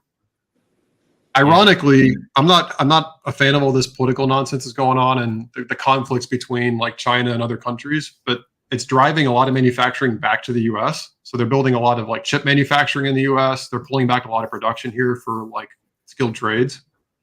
Yes. And then like Detroit, even, you got the billionaire, Dan Gilbert, he's buying half the buildings in the city and turning them into manufacturing for stuff. So it's not what it should be, but it's better than it was 10 years ago. This AI thing, I think, is going to get interesting. If the U.S. stays ahead of it, I think it's going to be okay. But to your point, I mean, I'm with you about the loss of labor. I mean, I've seen a lot of factory towns close for car manufacturing. It's like Flint, Michigan's never coming back. Well, yeah, Lansing, especially Michigan. if you're from Michigan. You were saying that you were doing extra work in Michigan. If you spend any time in Michigan, you know how depressed that state is. It's really sad because, like you said, I mean, I'm with you. I feel more comfortable around working class people than I do around these other people. And you just see people that just want to do a good job and care, and they're being offshored to the cheapest labor markets, not because they're not doing a good job, but because they're just too expensive. Because it can be done a little cheaper somewhere else.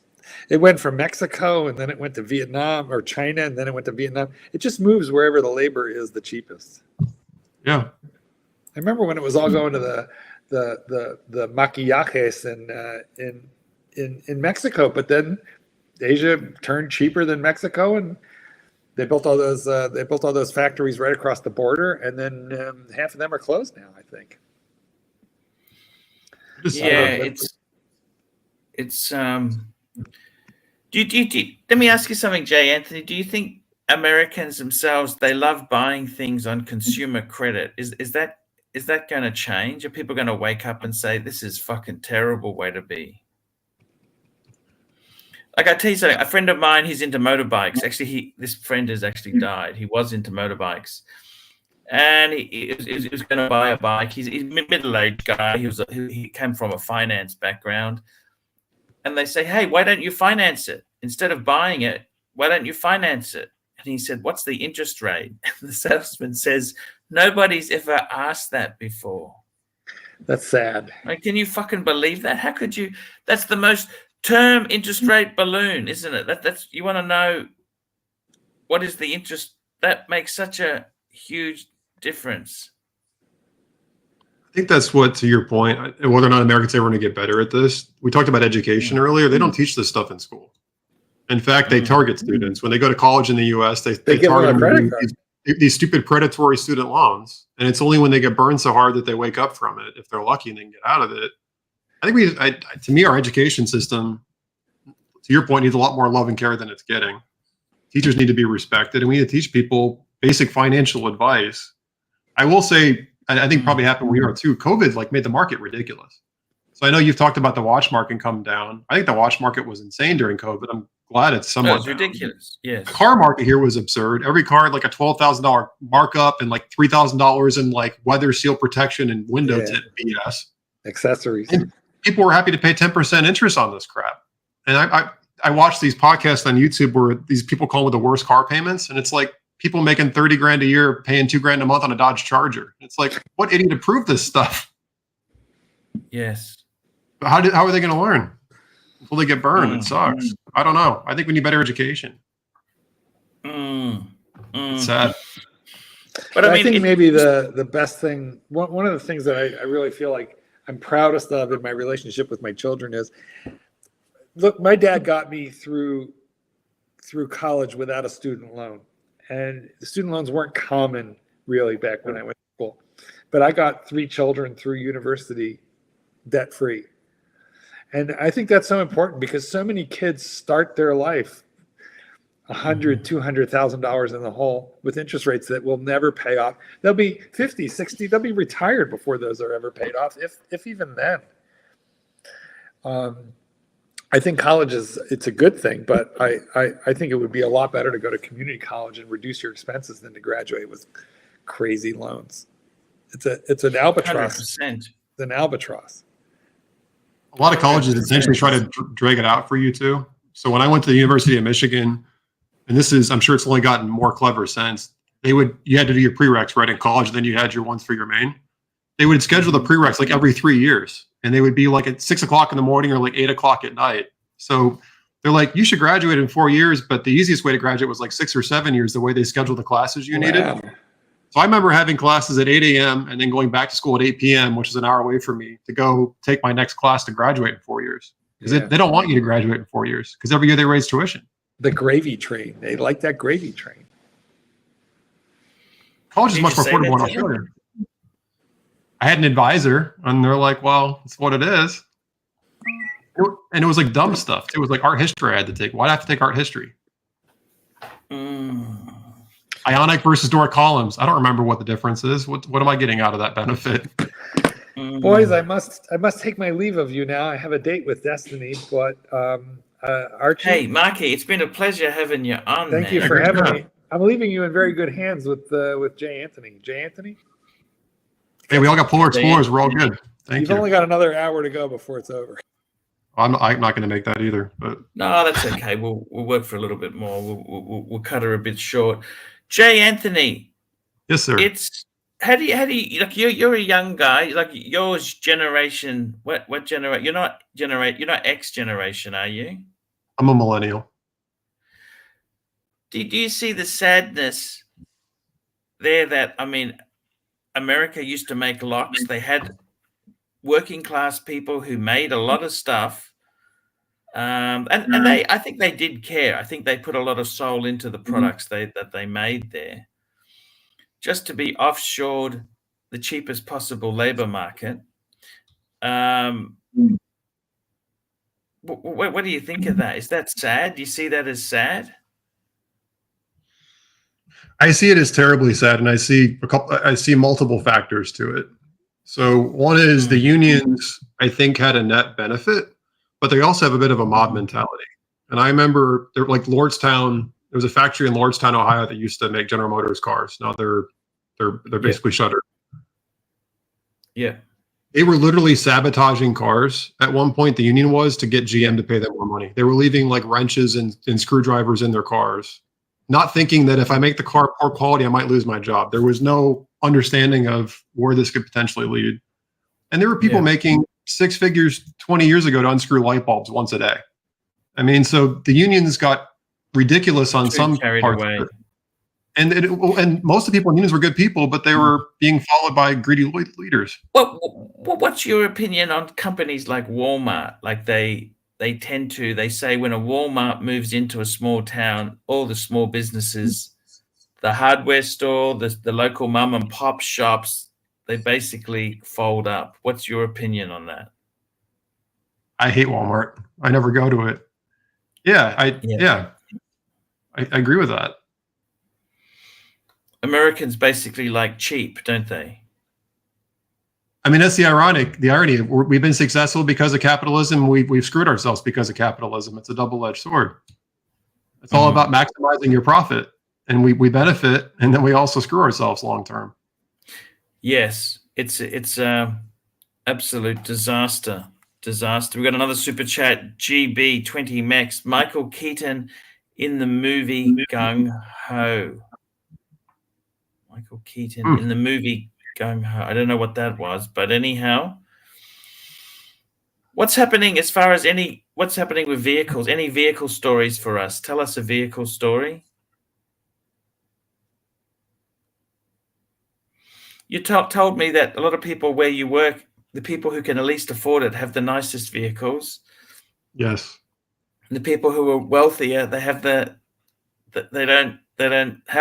they don't place emphasis on vehicles. What's the story there? I think you hit the nail on the head earlier. People living beyond their means. If I drive around my neighborhood and I see people drive versus I drive by an apartment complex on the edge of town, the apartment complex has better cars than my neighbors do. Yes. And it's like, how did this happen? What was the logic behind this? Yes. Yes. Is it like that in Australia or no? Look, in Australia itself here, the biggest problem is we've got such a high cost of living. We've got a rental vacancy rate that is 1 or 2%. So what the net thing with this is that you've got young kids like my children.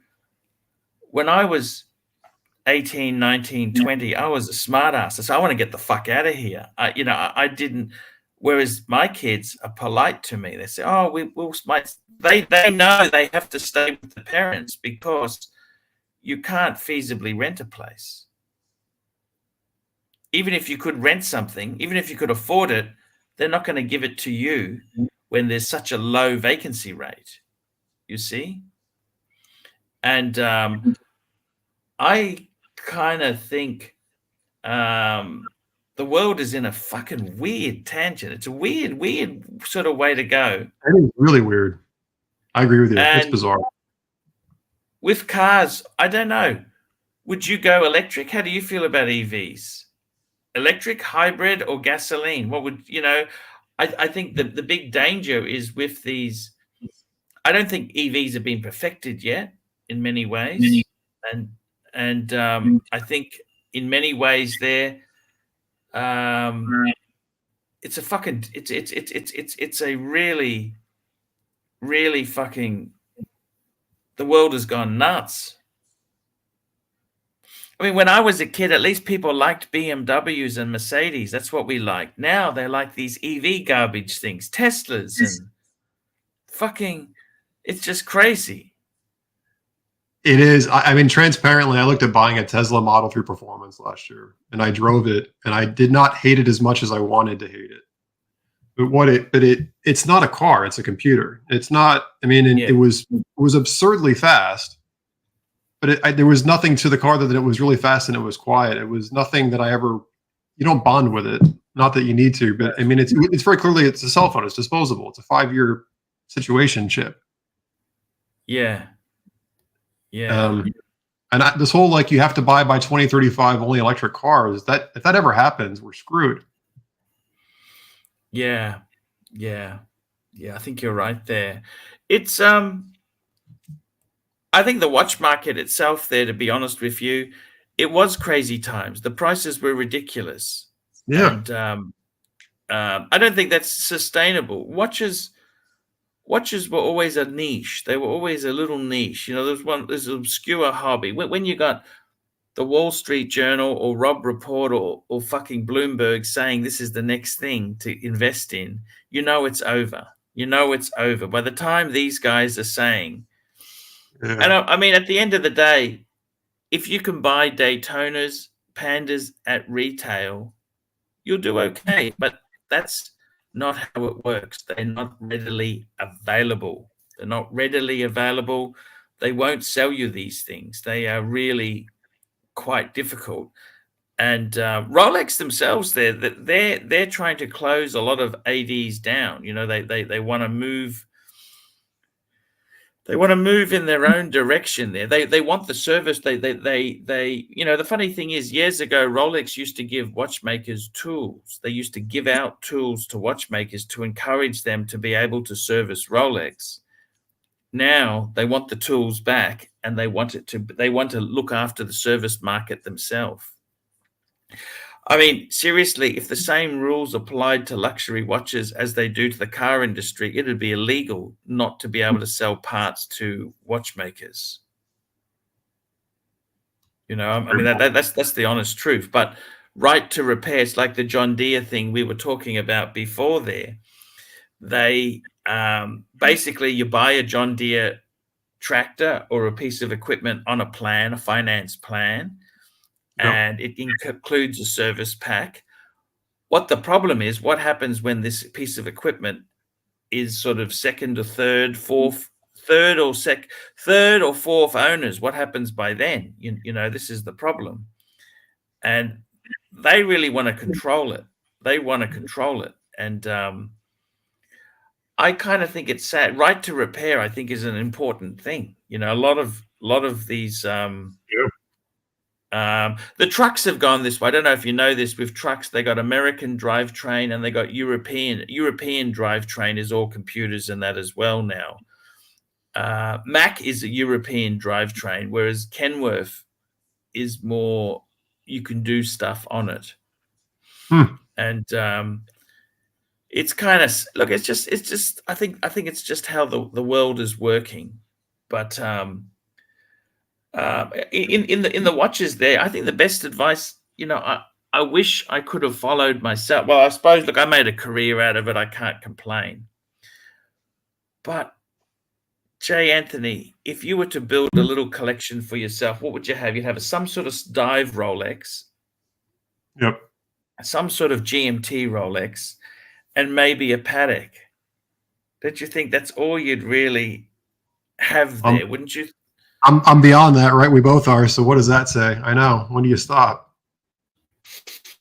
Yeah, it is because I think going long term, the big downside with a large collection is you're going to have to service these fucking things eventually, aren't you? Yeah, that's expensive. And I think my own case, I'd probably want to weasel down to 3 or 4. What do you think? You know, it's funny. I think we talked about this a while ago. I mean, I just sold off like 5 watches, and I'm down to like 5 or 6 really good watches. I had about 10 at one point, and it's like the second you get rid of them, it's like, well, now I kind of want some other stuff. Like I don't know how it was with you. It was great to get rid of them, and now it's like, well, I can buy one more, and then it starts all over again. Yeah, look, I think there's nothing wrong with buying things that make you happy, but I think where it becomes a problem is that people seem to trade these things in just because they're bored. I don't like losing money on shit. I really find it hard to sell things. I find that really difficult to sell things if you're losing money on them. And the only really big extravagance I had is that BMW. I got to tell you something. I did 20 years with basically just a simple car. One simple car for a family. So the BMW, I can see why a lot of people, these cars, they take a lot of money out of you. They keep you poor. Cars keep you poor. They fucking keep you poor.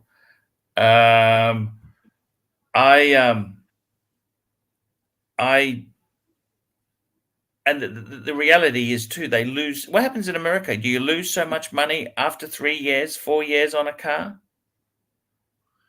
Oh yeah, most cars depreciate 40 or 50% in the first 3 years, especially luxury cars. Exactly. I think ideally, if you've got one, you try and keep it longer. I mean, I've always tried to buy cars that depreciate less. So like the Bronco doesn't depreciate anywhere near as much as a BMW does. The GX I had before it. I tend to buy cars that tend to hold their value better. But to your point, you're a sucker if you buy a brand new BMW or Mercedes. What did you have before your BMW? I never asked you. What was your car for 20 years? Well, no. I've got a 10-year-old Honda Civic. That's a great car. It's a great car. We only had one. We had one as a family. Yeah. The Beamer is not really a car. I look at it more of as a fun thing. It's a beautiful thing, you know.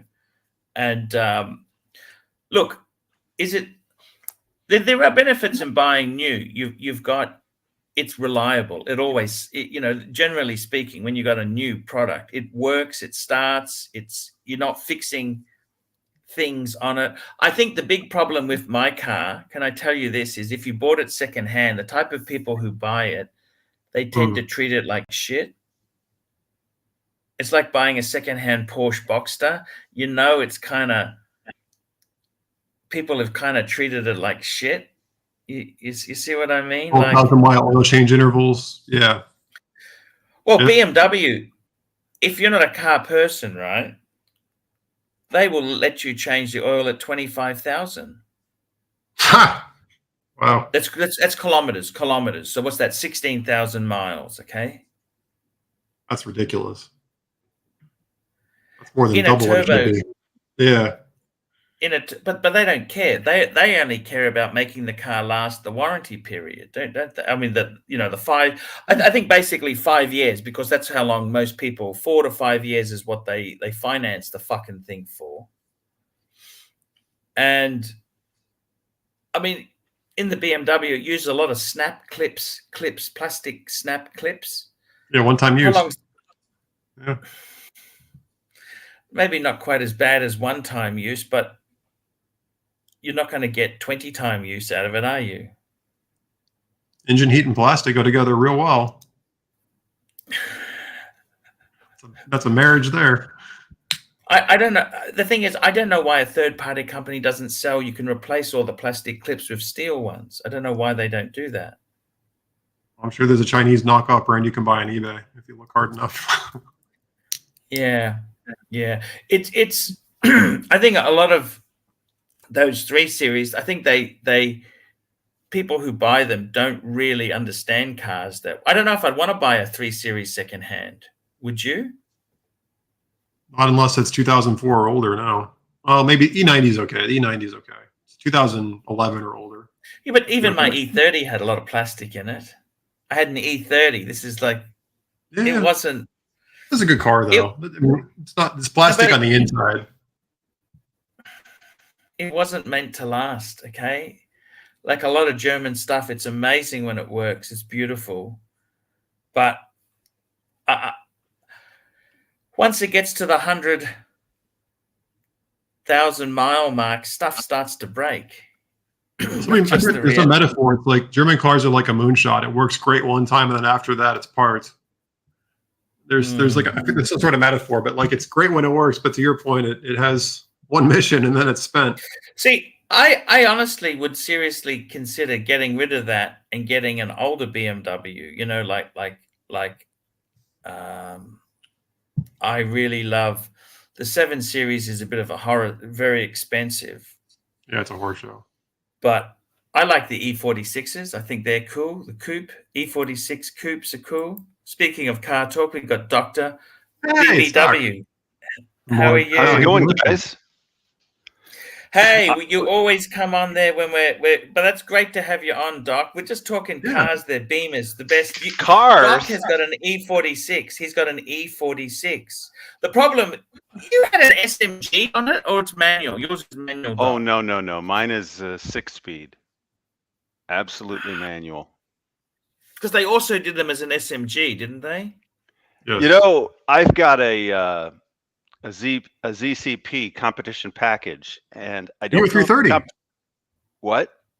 You have the 330 as well? Oh, you said the competition package. They said E46. ZHP. I know, but there's a ZHP ZCP. 330. ZCP. Okay, I heard you now. Okay. You have the comp package. ZCP. Sorry. Yeah. All right. I'm thinking you have a 330 as well. Okay. But the ZCP, the comp package, it has, it has a tighter steering ratio. It has a lot of nice little goodies. It's almost like the European CSL, not quite, but almost. But which were only SMGs in Europe, if I recall, right? The CSLs were all SMGs. The CSLs were all SMGs. What I don't know, you had the better car. I think so, but what I don't know is whether it came with a possible SMG, because like a lot of these manufacturers, they'll put one transmission in one of the models and a different transmission in a different model. So I don't know if mine had an option of an SMG, but luckily I've got the 6-speed. How long have you had yours? I bought it in 2010, I think it was 2010, 2011, something like that. You were ahead of the curve for a long ways. So that was before Doc is always ahead of the curve. It was the car.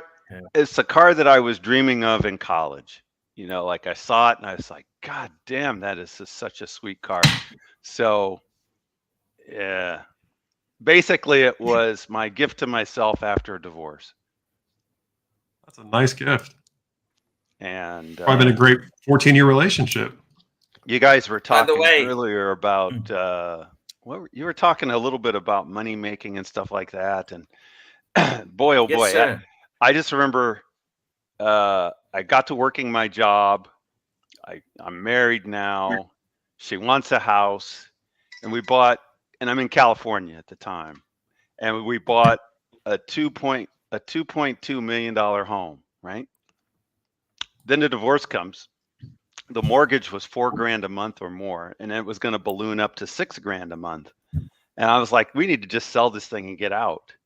She refused to sell it, and she refused to make payments on the mortgage also. So I went to Wells Fargo. I said, what can I do if she's refusing to cooperate here? And they said, unfortunately, nothing. So it went in foreclosure, lost the down payment. That hurt your credit? For it only be 4K, you put a hell of a lot of money down. 10%. Oh, wow. That was a really cheap mortgage. It's because it had the balloons in it. It had the balloons and junk in it. So that's part of it. Okay. This was right around 2008. This was right around when the 2008. Tell me this. Why did she turn so nasty like this, Doc? I think what happened was I wasn't seeing straight at the time. She didn't turn nasty at all. She was herself. I see. She always was nasty. In fact, I have a good friend who's the son of a minister, and when he found out that we were engaged, he said, "You know what? You need to do some kind of counseling or something if you haven't done it." So we did counseling with him because he was, my best buddy's dad. And when he finished, he said, "You need professional counseling." And I should have taken him up on it, but I didn't. What were the red flags that the people should look out for that you missed? Well, the things that he was pointing out were that she was going squeamish around having kids. Because I said, oh, of course, the only reason I'm getting married is because I want to do a family and have kids. She was answering him in a squeamish way. I wasn't recognizing it, but the minister guy said, oh, it was classic. And so that's one thing, because those are things you can't compromise on. If one person wants to do a family and the other person isn't really wanting to do a family, you should probably just be friends, So things like that were the ground setters. And he thought that she was a little too money oriented, which in the end she kind of was. Like when we got married, I remember I was trying to plan for a wedding. In the end, she didn't want a wedding because she wanted to spend the money on something else, which is very unusual for a woman. It's kind of actually something else. Yeah. Oh, either she wanted to spend the money on on real estate or fund purchases or holidays, things like that. But it's just that's kind of classically what the guys will say they want. They don't want to spend a lot of money on the wedding, and they'd rather spend the money on having fun. So it was just kind of weird in that way. Maybe some would say she was a little masculine, even though she was masculine on the inside and had a tiny little Vietnamese body on the outside. Wow. Just enough to fool you.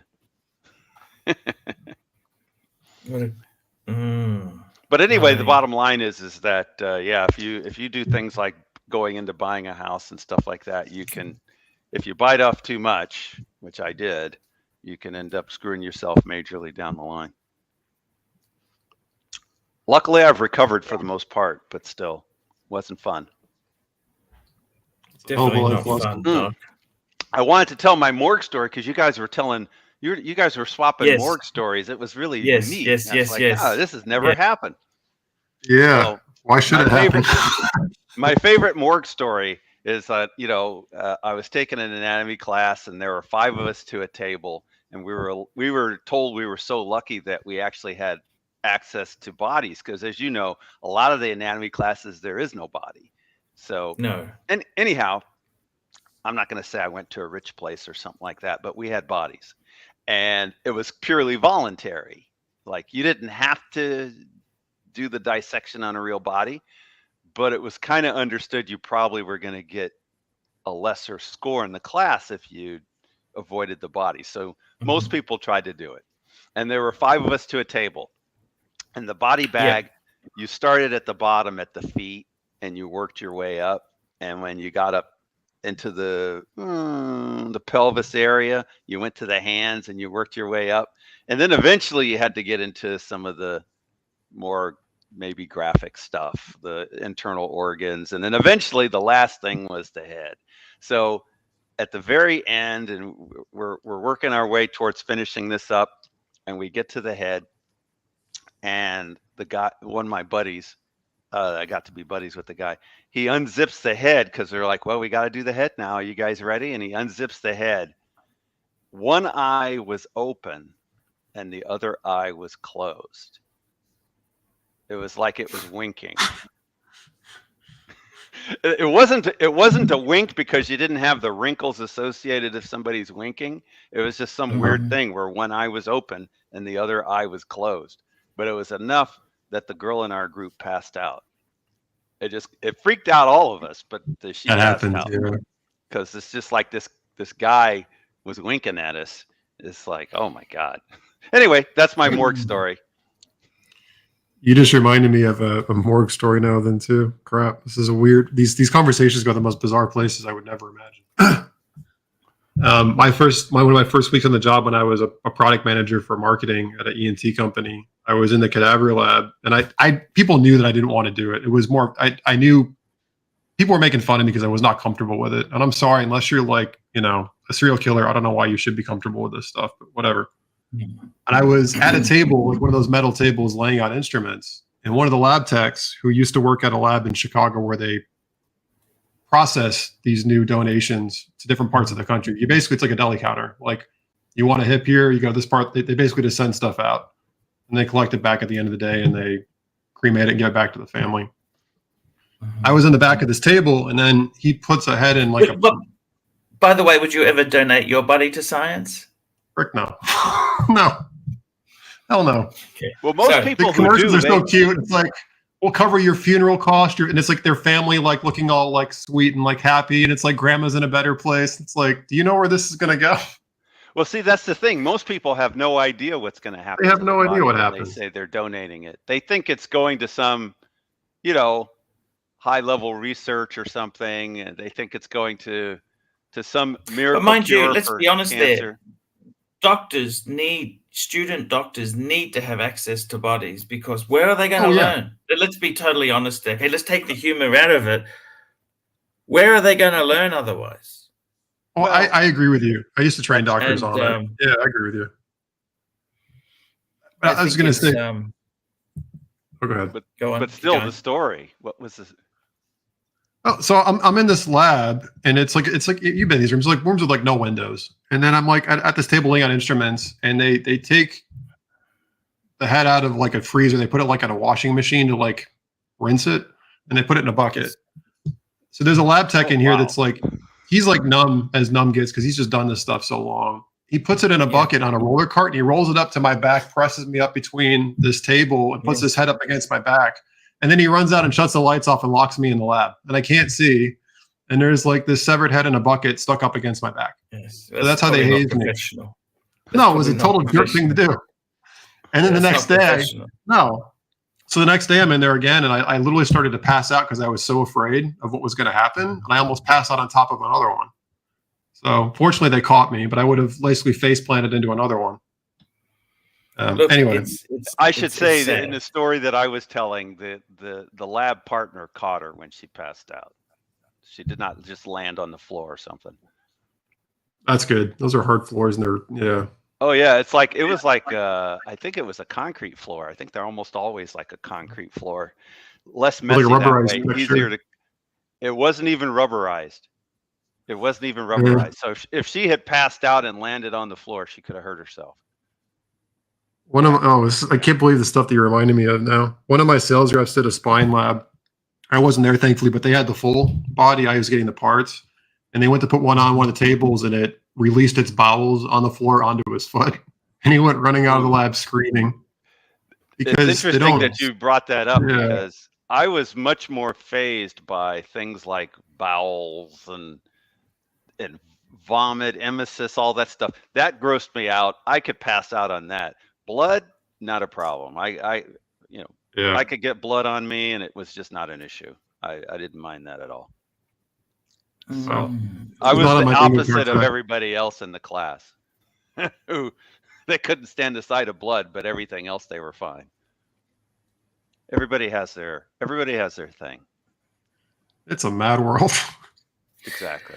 Guys, with that, that's the end of the show. That's the death of the show. It's the end of the show. But look, guys, we'll be back. We will be back tomorrow. I got to tell you, it's a pleasure having you guys on. I really do appreciate you guys coming on. We had HR, we had Marky Goldberg. Thank you, Jay Anthony, for coming, and Doc, of course. Yeah, thank you, Doc. Good to see Archie. It's a I say it's a changing world we're in, and I'm sure somebody else has already said it, but Jay Anthony he kind of elevates the show quite a bit, I think. He's a great guy. He's good looking. He's young. He's vibrant. Well, but he knows something about everything, it seems, and he's done all these things, and even he doesn't remember all the stuff he's done. It's like, oh yeah, I used to work in a morgue, yeah. Like, we're living all the drama or the trauma that we block out, and it's like those memories are coming back. But I mean, how many people can even say half of the things? All I can say is, as a Renaissance man, you've lived it sounds like you've lived a very interesting life. Oh, and Doc is also another man on this stream here who will not allow his car to be valet parked. Absolutely not. I don't even have like these, multi-million-dollar cars like some of these guys who let their. Why would you let $1 million car get valet parked? I don't understand. But no, I have a car I like, and I don't want to have it come back with scratches. I don't want to have somebody peeling out and doing donuts in my car. Doc, I think it adds more that your M3 there, you treat it so well. And the thing is, you can't replace it. It can't be replaced. This is true, actually. I went to happy hour, and I was parking my car. I was parallel parking my car, but in front of the restaurant, which probably wasn't the smartest thing. And a guy stops me and to say that you shouldn't park there. And I thought he knew something like, oh, I'm parking in the wrong zone, or I'm not allowed to park there. He goes, oh no, you can do what you want. It's your car, but it's just a gorgeous car. He starts complimenting me on the car, and he says, you shouldn't park here. People come up here and they're drunk. They mess up. They do all kinds of crazy stuff. You should go around the back where no one really goes and park there where you're not going to get your car damaged. And I thought, yeah, you're right. You're right. That's nice. I like that. I got to tell you, it's I I think these cars themselves, I don't think it matters how expensive your car is. Like, that's one thing I find with Americans. Like, even Doc, he said, my car's not that valuable. I think people in America take things for granted. They got such access to such fantastic stuff, but no one appreciates it unless it's expensive or new or the latest or whatever. Well, I hope I didn't say that it wasn't valuable, because what I meant to say was it wasn't expensive. But to me, it's very valuable, and I couldn't replace it if I wanted to. No, and I got to say honestly, yeah, I really think it's so cool. It's such a cool to see you look after it and care for it, even though, you know. But the thing is, Americans, once something is old, they don't see much value to it. And I have another story. Yes, I went to Happy Hour a couple months ago, and I was supposed to meet up with. Well, anyway, it's not worth going into who I was supposed to meet up with, just to say that I got there, and they weren't there. So I was kind of walking around the lot to make sure they weren't there, and I went inside to make sure they weren't there. And then I came out, and I'm just standing around at my car, and I get on the phone, and it was a warm day, so I didn't get inside. Guy drives up in a truck. He sees me standing there. He goes, "Is that your car?" I said, "Yeah." He says, "Oh, that's gorgeous. I used to have a E46 M3." And then we're there for an hour talking about my car. He wants to know, you know, what transmission I have in it, what mods I've made on it. Because he was looking at it, he says, "Is that a ZCP? Is that a competition car?" I said, "Yes, it is a competition car." "How'd you get your hands on that?" I swear to God, it was an hour-long discussion with somebody I'd never met, just in the parking lot over the M3. It's just something that happens with car guys. Yeah, it is a great car. It is a great car. Real quick story, because you guys just remind me of those stories. That is an awesome story. You ever have like a moment where you feel like you meet the younger version of yourself? Has that ever happened to you? Yeah. I pulled into a gas station like a month ago in the M Roadster, and these two guys pulled up in a Mercedes C-Class and were commenting on my car. And these are like 18-year-old kids. So I'm like, why do you know what this even is? It's just an old car to them. And they knew what it was. And they were like, they came over to see if it was a manual. And they're like, "Oh my God, it's a manual." Like, they got all excited about it. And I'm like, "What do you guys do?" "Oh, we're valets." And they named this like chop house that they're valets at. And I'm like, "Oh my God, it's like me 20 years ago. This is like so cool. It's like meeting a young version of myself." And they're like, "Will you do a burnout for us?" It was just like, come valet with us. We'll take care of your car. And I'm like, "You're not valet parking my car." But it was just like, you know, it's so cool. It's like, because they wanted to drive it. They wanted to smoke some tires. Yeah. And it's like, "No, I love you, but no way." But it was just like so cool. But you told them that you were a valet too. Yeah, I'm like, "I know what you do." Yeah. But it's just like, it's like so cool. It's just, I don't know. It's like, wow, life has moments. Guys, we'll be back tomorrow. Let's go through and thank our donators today. Everybody and before who we do that, us, let's remind the punters they need to hit the thumbs up. They need to show some appreciation, guys. If you can't super chat, at least you can hit the thumbs up. Exactly right, guys. We can enjoy an upvote. Please, please give us an upvote, and we appreciate all the support you can give us, because hey, we're surviving, and we want to try the best we can. We try the absolute best we can. So that's how it is. Okay, guys, let's go through and thank everybody. Remember, upvote. Nick Miller, Mobster, Madman again, Andreas, It Will End in Tears, Box Papers Stickers, Jordan Kosh, Fat Windbag Ben, Lou Soul, GB, and Nick Miller. Guys, thank you so much. We'll be back again. More talk, more watch talk, more everything. Come again, and I will see you tomorrow, guys. Take care. Early with the and I hope everybody's enjoying their holiday weekend. Thank you so much. See you later, guys.